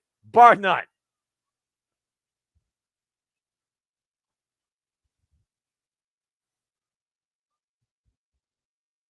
Bell reigns were underway with two men that absolutely love professional wrestling far more than me because they've worked in this business for the longest time. And Shelton Benjamin, by the way, has over 1,700 matches in his career. It's crazy to think about, Noah. Well, again, Shelton Benjamin comes in here with the experience edge. 6 years of experience over Speedball Mike Bailey. Look at it. Extend the hand for respect possibly here. Shelton Benjamin with the hand extended out as well. And again, we've seen the explosive nature of Shelton Benjamin. You got to be aware of that. Yeah, Speedball doesn't know if he can trust Shelton. Shelton Benjamin, having been a heel the better part of his later career here, the Hurt Business, now of course the Hurt Syndicate in AEW. The best dressed Can he faction trust Shelton? The best dressed faction in all professional wrestling. And so far, there's the handshake there. Ooh. Solid break of the handshake. Okay. And Shelton looks like he's coming in here as a babyface. This isn't AEW booking. This could just be a good old-fashioned match of respect. Collar elbow tie-up. Well, we talked about it before, JJ. It's one of those things at Wrestlecade. It is a love, a celebration, a gathering for professional wrestling. Whether you're a fan, worker, analyst, viewer, casual, hardcore, sicko, you name it. Wrestlecade is defined by professional wrestling, period. And again, Shelton Benjamin's with AEW. Speedball Mike Bailey is a free agent. Nice side headlock here being applied by Speedball Mike Bailey. Of course, Speedball Mike Bailey has also been known to be in wars. He also recently faced Zack Sabre Jr. during his run as NWA World Television Champion, nearly to a draw. Bailey is since, though, immediately back up to his feet with the side headlock, and Shelton Benjamin throws Speedball off here. Oh, man! Big shoulder block by Shelton Benjamin. And clearly, Shelton Benjamin has the strength factor probably in play here. Definitely the weight advantage. To tell the tape, just looking at the two men in the ring. Experience advantage as well. You pointed out 24 years to 16 years. And Shelton Benjamin right now holding the center of the ring. And that right there is defiance and dominance in the squared circle. That is sacred territory. That's King of the Hill. A waistlock applied here by Speedball Mike Bailey, but you see Shelton widening his base, adding leverage, breaks the grip of Speedball. Now looking to turn it around. Once again, looking for the waistlock again. Goes Speedball Mike Bailey. Of course, Speedball Mike Bailey employs Ultimate Weapon, the Revolution Double Knees, or the Flamingo Driver. Shelton Benjamin, of course, has pay dirt. Oh, waistlock, looking to hoist him up. We know how dangerous Shelton Benjamin is with those suplexes, JJ. Yeah, no doubt. That explosive power that Shelton Benjamin can get you out of nowhere with. Ask Sammy Guevara and Swerve Strickland about that in AEW. Cut to the midsection, and Mark Briscoe. And again, a lot of people remember him teaming with Charlie Haas. A lot of people remember him in the Hurt Business, but very few people remember the Minnesota Stretching Crew in OVW when he teamed with the Beast Brock Lesnar. Again, Brock Lesnar, Shelton Benjamin, John Cena, that original all-collegiate class from Ohio Wrestling that defied the wrestling business these last 2 decades. And Speedball up and over the plunger, lands on his feet, though Shelton takes him down a clothesline. Along with Randy Orton, Rico Constantino, Victoria. Keep going. All part of that class. And, of course, Victoria became Terrell, my premier knockout, and she'll be a Hall of Famer. Damn it. But anyway, that's a whole different conversation. I've always will be a fan of the outside, the typical and the normal, when you demonstrate what you're capable of in that ring.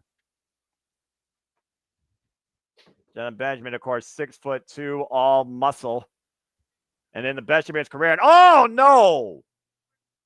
The quickness of Bailey, though, scouting Shelton Benjamin. Speedball Mike Bailey, who recently lost the SRC Championship to Moose, by the way. And Speedball perched up high, on the top rope. Hasn't been seen since.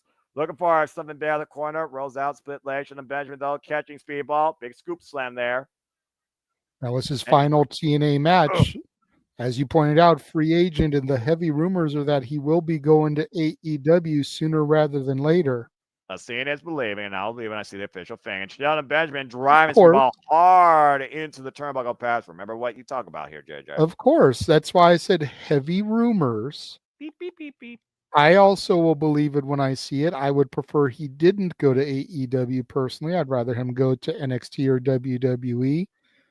But maybe they're going to save a debut like his for Fight for the Fallen, the first streamed show on the Max app. And of course, we'll be covering Fight for the Fallen, the very first show for the new year that we will be covering here at the Super Reliable Studios during the Japanese Professional Wrestling Premiere Week here of 2025. I was going to say, technically, won't the Noah show be the first one we cover because of the late hour that it begins? I don't know if that's the second, though, because Fight for the Fallen is literally the first, so we have to double check the schedules. But either way, they're pretty much neck and neck. Speaking of neck and neck, Shelton Benjamin literally grabbing the throat of Speedball. Kick out at one, though, by Speedball there. Yeah, I could be wrong, and again, we'll have to double check, but I believe it starts on January 1st Japan time, which would still be New Year's Eve for me, West Coast time. We'll make all the details official as we approach the end of the year. And right now, the chin lock being applied by Shelton Benjamin, trying to wear down Speedball Mike Bailey. Elbows to the midsection, though, by Speedball, trying to create separation here, and finally does so. Off the ropes again. Ducks underneath the clothesline, and Shelton kitchen sink knee in the midsection. Stop Speedball dead in his tracks. I'll knock all the way out of you. I don't care who you are. Shelton Benjamin right now turning around the entire momentum of this match with a single shot. Shelton Benjamin, 6'2", 249 pounds, by the way. Again, we talked about before, best shape possibly of his entire career. An underappreciated, underutilized gem of the wrestling business, in my opinion. Oh, no question. By Speedball. You see the eyes of Shelton Benjamin, but you see the determination and defiance of Speedball here. But again, Shelton changing offense now. Knees the midsection, got the hard Irish whip. Speedball gets the leg up, though, and goes up to the second rope. Flies off. Nice missile drop kick. Chase Shelton off his feet. Big drop kick. Just what Speedball needed to get a little bit of space between them for the moment. Speedball was so hard to catch his breath and get a little bit of control, but Shelton back up to a knee. This match, I think, Noah, will be whoever gets to their feet first. Oh, Speedball apparently axe kick off the spinning Soulbot. Rocks Shelton Benjamin to his knees. And again, that MMA background coming into play. Big kick to the chest, and Speedball might be looking for running shooting star press cover. No. A lot of people, Noah, have been saying that this match is kind of a scouting match for Speedball. If he has a great match with Shelton here, which so far it is, AEW would be pretty much a lock to sign him because of Shelton being an AEW talent. This could easily be a scouting match, much like I alluded to the match that we now know will be our main event, Joe Hendry going up against the former WWE champion and Raj Dehsi, Jinder Mahal. You say scouting, let's not forget MVP's constantly been scouting the entire AEW locker room, handing out business cards left and right. And he said it is not about just representation. It is about your potential and your presentation. To your point, and right now both men blocking a kick. Oh, man, but Shelton catching Speedball with a rolling kick. Speedball might be, by the way, with a background in Taekwondo, in case you're wondering why he does all these kicks, folks. Black belt in Taekwondo. 5'8", 174 pounds. And Shelton Benjamin flying out of the corner, and Speedball lining up Benjamin with these kicks, rocking him with the enziguri. That was vintage Shelton there with that rolling kick, followed by the attempted Stinner splash there. And look at Speedball here. He might be looking for the double knee. Shelton Benjamin in the drop zone. Oh, man! Shooting star Prince got all of that kick at it, too. Wow. That easily could have bid it for Speedball Mike Bailey. He could have had that one. Well, again, you figure about that moment, though, that he was building, and then that hesitation because the pain in his neck. Was that the split second Shelton Benjamin needed to kick out? You see Shelton Benjamin and Speedball pulling both themselves up here. He might be looking for that rolling kick in the corner. Speedball taking the strain from the crowd and catching Shelton Benjamin with that roll. Wait a minute. Shelton caught him. What the hell? Oh, man. Powerbomb cover. 2. No. Reversal. Ankle lock. Shades of his former mentor, the Olympic gold medalist Kurt Angle, who won that gold medal with a broken freaking neck. And Billy's got nowhere to go. That's locked in the middle of the ring. And again, because he's not wearing boots, that's even more pressure to that ankle. Yep. Oh, wait. Roll through. Good reversal. Speedball with the roll off the cover, too. Oh. Ooh, Speedball almost stole it there. Again, all it takes is 3 seconds. Uh-oh. Oh, no. Whoa. Good reversal off the attempted suplex. Shelton rolled through. Massive spinal tap to Shelton Benjamin, lining up. Another big kick there. And Russian knees. Into the cover. Kick out. That might be able to put away people sometimes, but that's not going to put away a talent the caliber of Shelton Benjamin. Still, that was not the win of him quite a bit. That moonsault revolution double knee straight into the core of Shelton Benjamin, compressing the chest cavity. And once again, Speedball back up to his feet. Might be looking for another rolling kick. Shelton Benjamin able to scout it last time. Scout it again this time with a big boot to Speedball. We saw last time that Shelton Benjamin powered through and put Speedball into a powerbomb. This time he just literally booted the man. And uh-oh. Oh, no. And Shelton Benjamin with the waist lock. Speedball in a world of trouble again. Back elbow strikes, though, trying to break the grip and does so. Crazy liberation. Oh, God. It covered a super kick. Jesus. Took his head off, kick on their leg, and a kick out at 2. Woo! You were saying, JJ?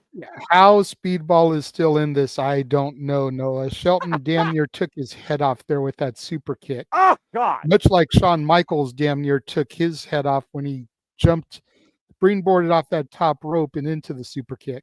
And now Shelton Benjamin is employing Brock Lesnar tactics with these German suplexes, ripping them off as making them look so easy. Folding up Speedball my bed like an accordion. Well, again, you figure Shelton's got the weight advantage and the strength advantage, so it is pretty easy for a guy of Shelton's stature. Another super kick turns Speedball inside out. No! I'm not sure if that was a super kick or just a giant-ass leg layup, but somehow Speedball my belly kicked out. How is that not it, Noah? Well, you talk about the caliber of athlete that Shelton Benjamin is. What about the caliber of athlete Speedball my belly has been? That's fair.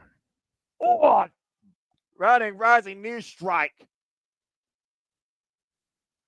That's got to be it. Peter, cover 2. Shelton Benjamin with the win. And a hard-fought victory for the Hurt Syndicate Zone. Definitely match of the night so far. Joe Hendry and Jinder Mahal have got a lot of work to do to steal the show from the semi-main event. As we knew, this match delivered. Shelton Benjamin with the victory continues to roll forward in All Elite Wrestling as he looks to take the Continental Classic, currently 1-0 in that tournament with 3 points. In an unbelievable show of athleticism and perseverance by both men here in this first ever meetup. No, wait a minute. Shelton Benjamin ain't leaving the ring. Barely right now. Show some respect to Speedball, I think. You see Speedball rolling away back into the ropes to make sure that Shelton's not going to attack him. Yeah, you got to be aware of the company that Shelton Benjamin rolls with and what the MO of the Hurt Syndicate is. But again, it's not about that type of business. It is about professional wrestling, and you got to respect what both these men demonstrate here tonight. Shelton extending his hand, Speedball collapsed, and Shelton helping him back up to his feet. Speedball damn near collapsing into his chest. You see them leading in. Speedball talking to Shelton. Shelton nodding with what Speedball said. The show of respect is Shelton raises his hand and does the point to give Speedball that rub there. Well, again, we talked about before these two tested, respected athletes of the game. Speedball My Belly going nonstop with Shelton Benjamin. He was on hiatus for a little bit, it felt like. But Shelton Benjamin, once again, proving to us why he truly is an excellence of the business. And MVP has so eloquently put it. Apologies if I screwed up that phrasing, folks, but you got, once again, Speedball My Belly, hell of a clinic. Crowd showing Speedball, and rightfully so. Respectable chance. Again, nothing is official yet on Speedball My Belly's future, but unlike Josh Alexander, if Speedball's available, I can guarantee you he's going to give you his all, no matter who he's in the ring with. Speedball showing respect to and bowing to the fans there after that valiant effort. And again, Noah, here it is. Our main event. Joe Hendry versus the former Jinder Mahal, the Maharaja Raj Dehsi, former WWE champion. And again, you argued me and disputed me earlier. After seeing that last contest, I'm going to put it to you again. Do you feel this is a proving ground match for Joe Hendry? Does WWE have eyes on this to see what Joe Hendry does against a former WWE champion? Well, Triple H says that he always watches social media because it's about what the fans want, not what he wants. But whether or not he watches independent wrestling shows versus others that scout it, like Lord William Regal, that remains to be seen. And here comes, to your point, the former Jinder Mahal, Raj Dehsi.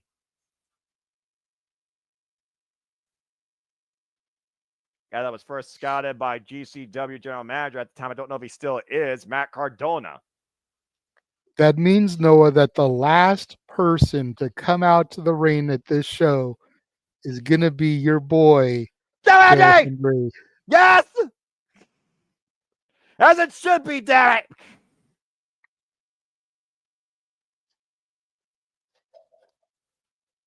Interesting theme. Has Jinder ever been a babyface? No. Not even in 3MB? Hell no.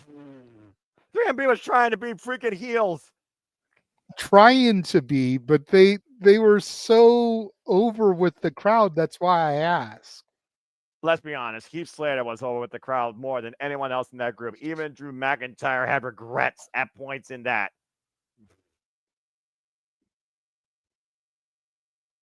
Amen. He appears. I believe in Joe Hendry. I believe in Joe Hendry. Believe! I love this song. All right.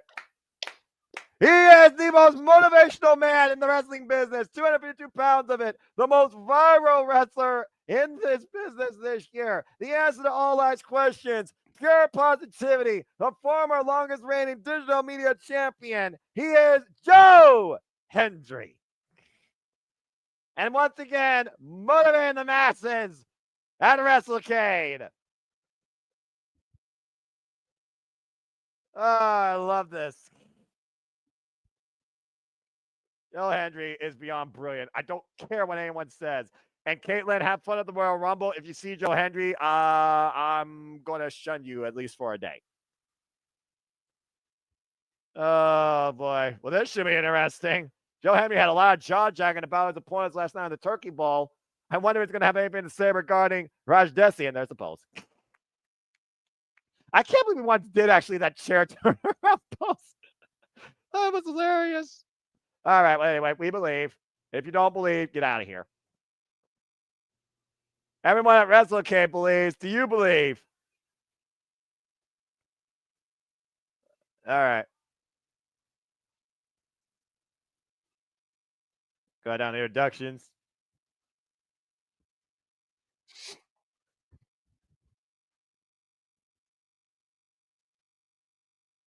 £260. Good job in India, even though he's Canadian.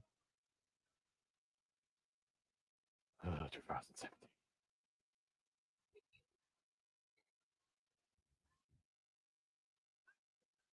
We don't talk about 2017 for reasons. Again, man, say what you will. He is still in the history books as a former WWE champion. You have to give him respect for that feat. There are wrestlers that have never been WWE champion that deserved to be WWE champion. Roddy Piper, Razor Ramon, Mr. Perfect, Owen Hart, just to name a few.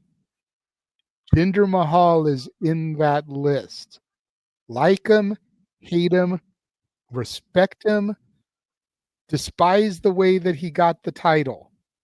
He is still a former WWE champion and deserves respect as a result of it. Much like I argue you all the time now about AJ Francis and what he's done since leaving the E. Well, respect is earned, not given, and it's a fan's opinion and decision. Bell reigns were underway. Dehsi and Joe Hendry. Talk about a freaking wrestling World Cup here. Got Edinburgh, Scotland, and freaking Punjab, India represented here in our main event at Wrestlecade. But clearly, we know who's the home team and who's the away team from the audience. Wait a minute. Joe Hendry, what's he doing? There's the pose. That's motivation right there. That pose is motivation right there. Joe, and of course, Dehsi has never been short on jaw-jacking. I don't know what he's saying, but he needs to focus on his opponent right now. And again, to your point, former WWE World Champion. Former United States Champion, I believe. And also right now, pushing Joe Hendry in the corner. Of course, Joe Hendry previously challenged Nick Nemeth for the TNA World Championship in October at Bound for Glory. Many people believe that he should have been the champion that night, but wasn't for that scumbag Kazarian and John Layfield. Don't hate on the king of TNA. Oh, I'll NAF all over that shit. You just wait. Calling about tie-up here, but Mike Santana spin the block against him last night, so I mean, I guess I'm in a somewhat better mood. Calling about tie-up here right now with Dehsi and Joe Hendry. Again, another first-time ever one-on-one encounter. And right now, Joe Hendry overpowering Dehsi. I'm this close to almost calling him by that cursed WWE name. Fuck WWE names. And I'm doing my best to try and not botch. A little shoving contest here. Ducks their knee. Well, considering the event that we're calling, I think it would be okay because casual fans that are joining us may not know him as Dehsi, but they know him as Jinder Mahal. That's fair. Joe Hendry right now. Everyone knows Joe Hendry because that is his name. You say his name and he's appeared. Of course, he appeared in your NXT previously challenge for the NXT Championship. Again, I slipped up a couple times during the Nemeth brothers match and called Nick Dolph Ziggler.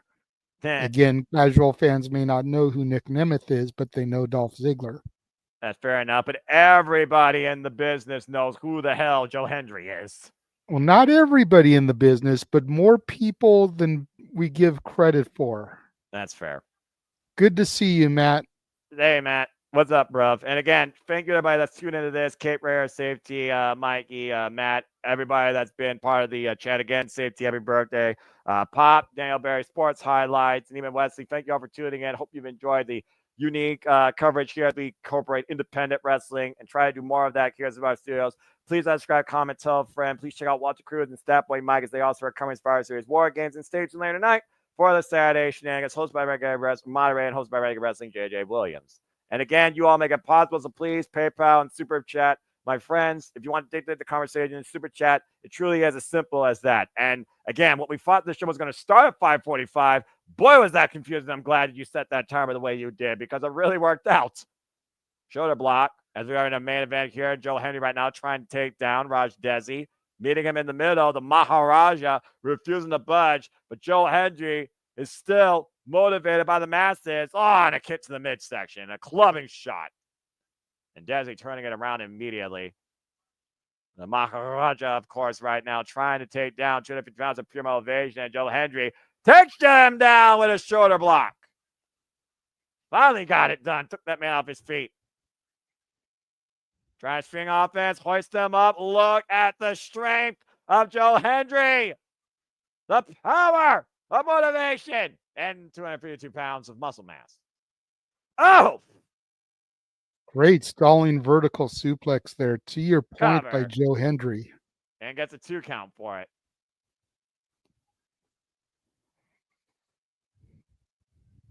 Again, we always look at Joe Hendry whenever he competes. He never seems like he's intimidated. He is just 100% motivated. And I love that. And right now follows Dehsi to the outside, though. Got to be careful out here. Knife edge chop to Raj Dehsi against the barricades. Or the guardrails, excuse me. I'm so used to barricades. It's the same thing, it's a barrier. But those are definitely steel guardrails. Joe Hendry driven into it side first. Imagine what this would do to the entire Wrestlecade's mood if Raj Dehsi beats Joe Hendry. Again, Hendry, though, not intimidated, though, bracing Raj Dehsi against those guardrails. Oh, jeez. Huge chop from Hendry to the chest of Raj Dehsi there. Front face lock. Might be looking for a DDT. Oh, and push back first into the ring post as Raj Dehsi breaks up the 10 count. Look out, look out. Oh, jeez. Whoa. Sent face first into the ring post, and Raj Dehsi will gladly take a count out to stick it to everybody at Wrestlecade and deflate everyone's motivation. And right now, asking the ref to count faster. To 5. Takes it back inside the ring, though, and Raj Dehsi putting the boots to Joe Hendry. And the knee to the side of the head here. I will give credit where credit's due, but Raj Dehsi has not let the audience get to him like he has in his past. He has literally stayed focused on Joe Hendry and has used that power and that weight leverage to his advantage. It's the difference between being able to book yourself and having WWE control your character. And again, to this crowd's dismay, Joe Hendry down on the mat right now. Raj Dehsi in firm control. He might be looking to hit him with that cloth or possibly lock him in for a submission at this point as he works the spine. Double wrist lock applied. And we also talk about how Raj Dehsi has that sense of zen, that inner peace that he sometimes finds himself in, that shanti or whatever he calls it. Joe Hendry, though, back to his feet, still trying to fight back. Shots to the midsection here. And Raj Dehsi creates separation. Big up kick by Joe Hendry off the ropes. Oh, man! Got the knee, across the face, cover, hook the leg, kick out! And kick out at 2 for Joe Hendry. He was almost there. Almost there. Pinning arguably the most visible competitor in the wrestling business. And a clubbing crossface now to the side of the head and jaw of Joe Hendry. Across the neck. And pointing the elbow to the top of the head. And Hendry right now is in a world of trouble. A modern-day Maharaja in full control. Surveying the territory. And Joe Hendry, though, trying to fight back here. Trying to find the motivation. Uppercut combination here. Irish whip, reversal, Irish whip. Joe Hendry sent hard into the turnbuckles. Again, the power of the Maharaja has definitely been the difference maker. Just constantly getting whipped and all that punishment to the back. A big scoop slam now again. Focus attack on the back as Joe Hendry once again asks for our motivation. The motivation of the masses at Wrestlecade. Again, we believe. Do you believe? Does he believe? Clearly, Raj Dehsi doesn't believe. On another scoop slam. But Joe Hendry, once again, willing himself with pure motivation. Trying to fuel Joe Hendry here. The crowd of the masses, the sold out Wrestlecade. Oh, and look at the power by Joe Hendry! Hoisting up Raj Dehsi with his own power slam! But again, how much did that take out Joe Hendry versus Raj Dehsi? Big body slam, though, JJ, by Joe Hendry there. No doubt. Contest, pretty much the duration of this match. Blocking the blows right now, and Joe Hendry squaring up against the former WWE champion, Irish Whip. Takes him down with a clothesline. Joe Hendry needs to stop posing, needs to stay on top of Dehsi here. Oh, again with the body. Hold out, though. Squatting. Whoa! Beautiful faraway slam and kip up. Joe Hendry once again feeling it, JJ. Doing whatever it takes. Looking to rock Wrestlecade here. Maybe give everybody a standing ovation. Oh, man. Big boot by Dehsi, though. And hoisting up Joe Hendry up in the fireman's carry. What the hell is this? Oh, Death Eye driver. Cover. 2. Kick out at 2.5. Everybody get the left shoulder up.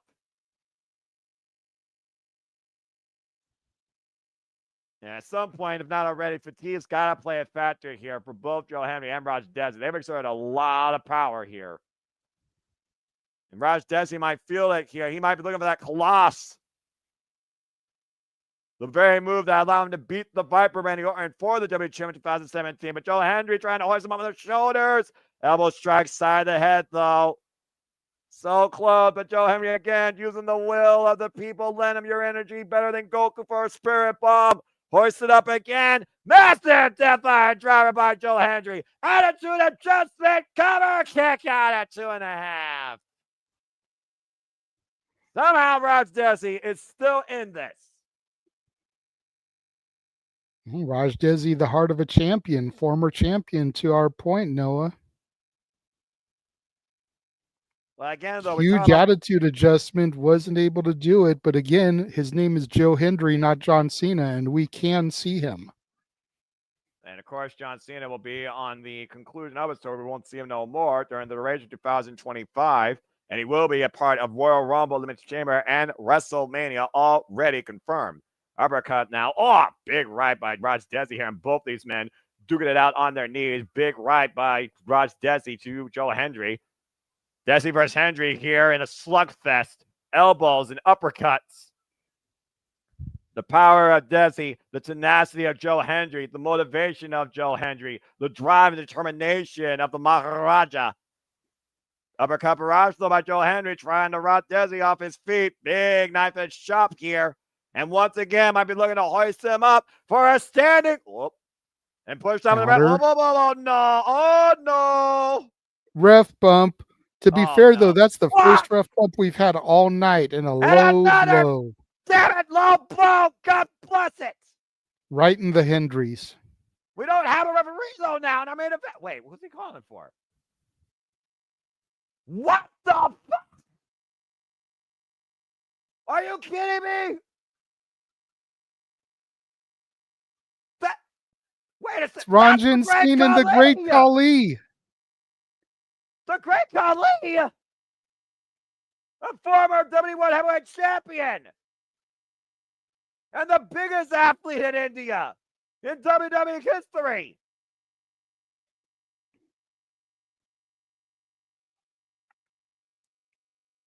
What the Khali hell? looks good. I heard that Khali had been having some mobility issues, but he's moving really good right now. The Maharaja calling in the Great Khali? Does the Great Khali believe in Joe Hendry? What the hell's about to happen here? Oh, the shot to the top of the head! The assist to Joe Hendry and a standing ovation! We'll get the referee in play! Count the cover, you idiots!